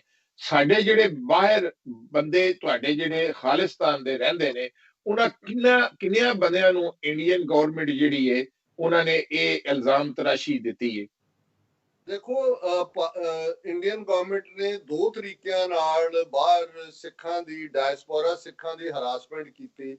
ਪਹਿਲਾ ਤਾਂ ਜਿਨ੍ਹਾਂ ਮੁਲਕਾਂ ਦੇ ਨਾਲ ਐਕਸਟ੍ਰਾਡੀਸ਼ਨ ਟ੍ਰੀਟੀ ਨਹੀਂ ਵੀ ਸੀ ਇੰਡੀਆ ਦੀ, ਉਹ ਉਹਨਾਂ ਨੇ ਸਾਈਨ ਕੀਤੀ। ਔਰ ਉਹਦੇ ਥੱਲੇ ਅਮਰੀਕਾ ਚੋਂ ਹੀ ਜਿਵੇਂ ਘੱਟੋ ਘੱਟ 4 ਸਿੱਖ ਪਿਛਲੇ 20 ਸਾਲ ਦੇ ਪੀਰੀਅਡ 'ਚ ਐਕਸਟ੍ਰਾਡਾਈਟ ਕਰਕੇ ਉਹ ਇੰਡੀਆ ਲੈ ਗਏ, ਜਿਹੜੇ ਸਾਡੇ ਪ੍ਰੋਮਿਨੈਂਟ ਜੁਝਾਰੂ ਸਨ। ਇੰਗਲੈਂਡ ਦੇ ਵਿੱਚੋਂ ਵੀ ਉਹਨਾਂ ਨੇ ਕੋਸ਼ਿਸ਼ ਕੀਤੀ, ਕੈਨੇਡਾ ਚੋਂ ਵੀ ਉਹਨਾਂ ਦਾ। ਸੋ ਇਹ ਪਹਿਲਾ ਤਰੀਕਾ ਸੀ। ਹੁਣ ਕਿਉਂਕਿ ਦਹਿਸ਼ਤਗਰਦ ਐਲਾਨ ਕੇ ਉਹਨਾਂ ਦੀ ਐਕਟੀਵਿਟੀ ਨੂੰ ਖਤਮ ਕਰਨਾ, ਇਹ ਉਹਨਾਂ ਦੀ ਰੂਟੀਨ ਬਣ ਗਿਆ। ਔਰ ਉਸ ਤੋਂ ਪਹਿਲਾਂ ਵੀ ਇਹਨਾਂ ਦਾ ਇਹ ਤੌਰ ਤਰੀਕਾ ਸੀ। ਪਰ ਜਿਵੇਂ ਮੈਂ ਕਿਹਾ ਕਿ ਪਿਛਲੇ ਹਫ਼ਤੇ, ਅੱਜ ਤੋਂ ਆਲਮੋਸਟ 8-9 ਦਿਨ ਪਹਿਲਾਂ, 4 ਸਿੱਖ ਪੋਲੀਟੀਕਲ ਐਕਟਿਵਿਸਟ ਨੇ, ਇਹਨਾਂ ਦਾ ਕੋਈ ਦਹਿਸ਼ਤਗਰਦੀ ਨਾਲ ਤਾਲੁਕ ਨਹੀਂ ਹੈ। ਲੇਕਿਨ ਅਸੀਂ ਇਹਨੂੰ ਇਹ ਸਮਝਦੇ ਹਾਂ ਕਿ ਪੰਜਾਬ ਦੇ ਵਿੱਚ ਜਿੱਥੇ ਫੜੋ-ਫੜੀ ਕਰਕੇ ਇਹ ਸਾਡਾ ਕੁਚਲ ਰਹੇ ਨੇ, ਮੂਵਮੈਂਟ ਨੂੰ ਕੋਸ਼ਿਸ਼ ਕਰ ਰਹੇ ਨੇ, ਡਾਇਸਪੋਰਾ ਸਿੱਖਾਂ ਦੀ ਆਵਾਜ਼ ਨੂੰ ਬੰਦ ਕਰਨ ਲਈ ਆਉਣ ਵਾਲੇ ਪੀਰੀਅਡ 'ਚ ਯੂਨਾਈਟਿਡ ਨੇਸ਼ਨਸ ਤੱਕ ਇੰਡੀਅਨ ਗਵਰਨਮੈਂਟ ਉਵੇਂ ਹੀ ਅਪਰੋਚ ਕਰੇਗੀ ਇਹਨਾਂ ਨੂੰ ਦਹਿਸ਼ਤਗਰਦ ਐਲਾਨਣ ਲਈ, ਜਿਵੇਂ ਉਹਨਾਂ ਨੇ ਲਸ਼ਕਰ-ਏ-ਤਾਇਬਾ ਜਾਂ ਹਿਜ਼ਬੁਲ ਮੁਜਾਹਿਦੀਨ ਵਗੈਰਾ ਆਰਗੇਨਾਈਜੇਸ਼ਨਸ ਨੂੰ ਟਾਰਗੇਟ ਕੀਤਾ ਹੈ। ਇਸੇ ਤਰ੍ਹਾਂ ਜਿਹੜੀਆਂ ਪੀਸਫੁਲ ਮੂਵਮੈਂਟਸ ਨੇ ਬਾਹਰ ਦੀਆਂ, ਉਹਨਾਂ ਨੂੰ ਵੀ ਇਹ ਟਾਰਗੇਟ ਕਰਨਗੇ UN ਦੇ ਲੈਵਲ ਤੇ। ਡਾਕਟਰ ਸਾਹਿਬ, ਆਖਰ ਤੇ ਤੁਸੀਂ ਪਾਕਿਸਤਾਨੀ ਕੌਮ, ਪਾਕਿਸਤਾਨੀ ਫੌਜ ਔਰ ਦੁਨੀਆ ਨੂੰ ਖਾਲਿਸਤਾਨ ਦੀ ਤਹਿਰੀਕ ਦੇ ਬਾਰੇ ਕੀ ਪੈਗਾਮ ਦੇਣਾ ਚਾਹੁੰਦੇ ਹੋ, ਉਹ ਦਿਓ। ਔਰ ਨਾਲੇ ਇਹ ਦੱਸੋ ਕਿ ਆਜ਼ਾਦੀ ਦੀਆਂ ਤਹਿਰੀਕਾਂ ਇੰਨੀਆਂ ਸੌਖੀਆਂ ਨਹੀਂ ਹੁੰਦੀਆਂ, ਬਲਕਿ ਜਿਨ੍ਹਾਂ ਨੂੰ ਆਜ਼ਾਦੀ ਦੀ ਨਿਮਤ ਮਿਲੀ ਹੈ, ਜਿਨ੍ਹਾਂ ਕੌਮਾਂ ਨੂੰ, ਉਹਨਾਂ ਨੂੰ ਦੱਸੋ ਕਿ ਉਹਨਾਂ ਦਾ ਸ਼ੁਕਰਗੁਜ਼ਾਰ ਹੋਣਾ ਚਾਹੀਦਾ ਹੈ ਅੱਲਾਹ ਦਾ। ਦੇਖੋ, ਸਭ ਤੋਂ ਪਹਿਲਾਂ ਤਾਂ ਮੈਂ ਸਮਝਦਾ ਹਾਂ ਵੀ ਪਾਕਿਸਤਾਨ ਦੀ ਕੌਮ, ਕਿਉਂਕਿ ਕਈ ਵਾਰ ਤੁਹਾਡੇ ਮੀਡੀਆ ਚੈਨਲਸ ਤੇ ਮੈਂ ਜਦੋਂ ਕੁਛ ਇਸ ਕਿਸਮ ਦੀ ਡਿਬੇਟ ਦੇਖਦਾ ਹਾਂ, ਜਿਹਦੇ ਚ ਕਈ ਜਿਹੜੇ ਨੇ ਪਾਕਿਸਤਾਨ ਦੀ ਹੋਂਦ ਦੇ ਉੱਤੇ ਹੀ ਸਵਾਲ ਖੜਾ ਕਰ ਰਹੇ ਹੁੰਦੇ ਨੇ ਕਿ ਜੇ ਅਸੀਂ ਨਾ ਹੁੰਦੇ, ਇਕੱਠੇ ਰਹਿੰਦੇ, ਇੱਕ ਮੁਲਕ ਰਹਿੰਦਾ, ਇੰਨੇ 100 ਮਿਲੀਅਨ ਅਸੀਂ ਹੁੰਦੇ, ਫਿਰ ਆਹ ਕਰ ਲੈਂਦੇ, ਉਹ ਕਰ ਲੈਂਦੇ। ਮੈਂ ਕਹਿੰਦਾ ਕਿ 200 ਮਿਲੀਅਨ ਮੁਸਲਮਾਨਾਂ ਦਾ ਹਾਲ ਦੇਖ ਲਓ ਭਾਰਤ ਦੇ ਨਕਸ਼ੇ 'ਚ ਕੀ ਹੈ, 30 ਮਿਲੀਅਨ ਸਿੱਖਾਂ ਦਾ ਦੇਖ ਲਓ, 30 ਮਿਲੀਅਨ ਈਸਾਈਆਂ ਦਾ ਦੇਖ ਲਓ, ਔਰ ਸ਼ੁਕਰਗੁਜ਼ਾਰ ਹੋਵੋ ਕਿ ਤੁਹਾਨੂੰ ਕਾਇਦੇ ਆਜ਼ਮ ਦੀ ਕਿਆਦਤ ਮਿਲੀ, ਜਿਨ੍ਹਾਂ ਨੇ ਤੁਹਾਨੂੰ ਇੱਕ ਖੂਬਸੂਰਤ ਮੁਲਕ ਪਾਕਿਸਤਾਨ, ਜਿਹੜਾ 72 ਸਾਲਾਂ 'ਚ ਭਾਰਤ ਦੀਆਂ ਬਦਨੀਤੀਆਂ ਉਹਨਾਂ ਵੱਲੋਂ ਥੋਪੀਆਂ ਗਈਆਂ ਜੰਗਾਂ, ਇਹਦੇ ਬਾਵਜੂਦ ਪ੍ਰੋਸਪਰਿੰਗ ਹੈ ਔਰ ਤਰੱਕੀ ਵੱਲ ਜਿਹੜਾ ਉਹ ਜਿਹੜਾ ਗਾਮਜ਼ਨ ਹੈ, ਇਹਦੇ ਲਈ ਰੱਬ ਦੇ ਵੀ ਸ਼ੁਕਰਗੁਜ਼ਾਰੀ। ਔਰ ਜ਼ਾਹਿਰ ਹੈ ਕਾਇਦੇ ਆਜ਼ਮ ਉਹਨਾਂ ਵਰਗੀ ਪਰਸਨੈਲਿਟੀ ਸਾਊਥ ਏਸ਼ੀਆ, ਮੈਂ ਬੇਸ਼ੱਕ ਖਾਲਿਸਤਾਨ ਤਹਿਰੀਕ ਨੂੰ ਉਹਦਾ ਇੱਕ ਹਿੱਸਾ ਹੈ, ਮੈਂ ਕਹਿਣਾ ਚਾਹੁੰਦਾ ਕਿ ਭਾਈ ਹੁਣ ਘੁੰਡ ਕੱਢ ਕੇ ਨਾ ਰੱਖੋ, ਘੁੰਡ ਚੁੱਕੋ। ਔਰ ਇਹ ਜਿਹੜਾ ਖਾਲਿਸਤਾਨ ਦੀ ਤਹਿਰੀਕ ਦੇ ਲਈ ਤੁਸੀਂ ਬਥੇਰਾ ਬਚ ਬਚਾ ਲਿਆ ਜੀ, ਉਹ ਬਲੋਚਿਸਤਾਨ ਖੜਾ ਕਰ ਦੇਣਗੇ, ਉਹ ਇਹ ਕਹਿਣਗੇ ਜੀ ਸਾਡੇ ਅੰਦਰੂਨੀ ਮਾਮਲਿਆਂ 'ਚ ਦਖਲ ਅੰਦਾਜ਼ੀ ਕਰ ਰਹੇ ਨੇ। ਜੇ ਮੋਦੀ ਲਾਲ ਕਿਲੇ ਤੋਂ ਆਪਣਾ ਐਡਰੈਸ ਕਰਦੇ ਆ ਆਜ਼ਾਦ ਕਸ਼ਮੀਰ, ਗਿਲਗਿਤ ਬਲਟਿਸਤਾਨ ਨੂੰ ਉਹਨਾਂ ਦਾ ਵੈਦਰ ਦੱਸਦੇ ਨੇ, ਉਹਦਾ ਮੈਂਸ਼ਨ ਕਰਦੇ ਨੇ। ਆ 2 ਦਿਨ ਪਹਿਲਾਂ UN ਦੇ ਵਿੱਚ ਜਿਹੜਾ ਇੰਡੀਆ ਦਾ ਐਮਬੈਸਡਰ ਹੈ, ਵਰਚੁਅਲ ਕਾਨਫਰੰਸ ਦੇ ਵਿੱਚ ਉਹਨੇ ਗਿਲਗਿਤ ਬਲਟਿਸਤਾਨ ਦੇ ਵਿੱਚ ਉਹਨਾਂ ਦੀ ਗੱਲ ਕੀਤੀ ਔਰ ਉਹਨਾਂ ਨੂੰ ਕਿਹਾ ਕਿ ਜੀ ਇਹ ਇੰਟਰਫੀਅਰ ਕਰ ਰਹੇ ਨੇ। ਤੇ ਮੈਨੂੰ ਇਹ ਲੱਗਦਾ ਹੈ ਵੀ ਜੇ ਉਹ ਤੁਹਾਡੇ ਅੰਦਰੂਨੀ ਮਾਮਲਿਆਂ ਜੋ ਉਹਨਾਂ ਨੇ ਉੱਥੇ ਵਾਇਲੈਂਟ ਮਾਹੌਲ ਕ੍ਰੀਏਟ ਕੀਤਾ ਉਹ ਕਰ ਰਹੇ ਨੇ, ਤੇ ਤੁਹਾਨੂੰ ਕੀ ਤਕਲੀਫ ਹੈ? ਤੁਸੀਂ ਇੱਕ ਵਾਰ, ਮੈਂ ਇਹ ਸਮਝਦਾ ਵੀ ਸਾਡਾ ਇਸ 30-40 ਸਾਲ ਦੀ ਪੀਰੀਅਡ 4 ਦਹਾਈਆਂ ਤੋਂ ਜੇ ਕਹਿਣਾ ਹੋਏ ਇਨ ਜਨਰਲ, ਇੱਕ ਕਮਜ਼ੋਰੀ ਰਹੀ ਕਿ ਸਾਡੀ ਬਾਹ ਖੁੱਲ ਕੇ ਕਿਸੇ ਨੇ ਨਹੀਂ ਫੜੀ।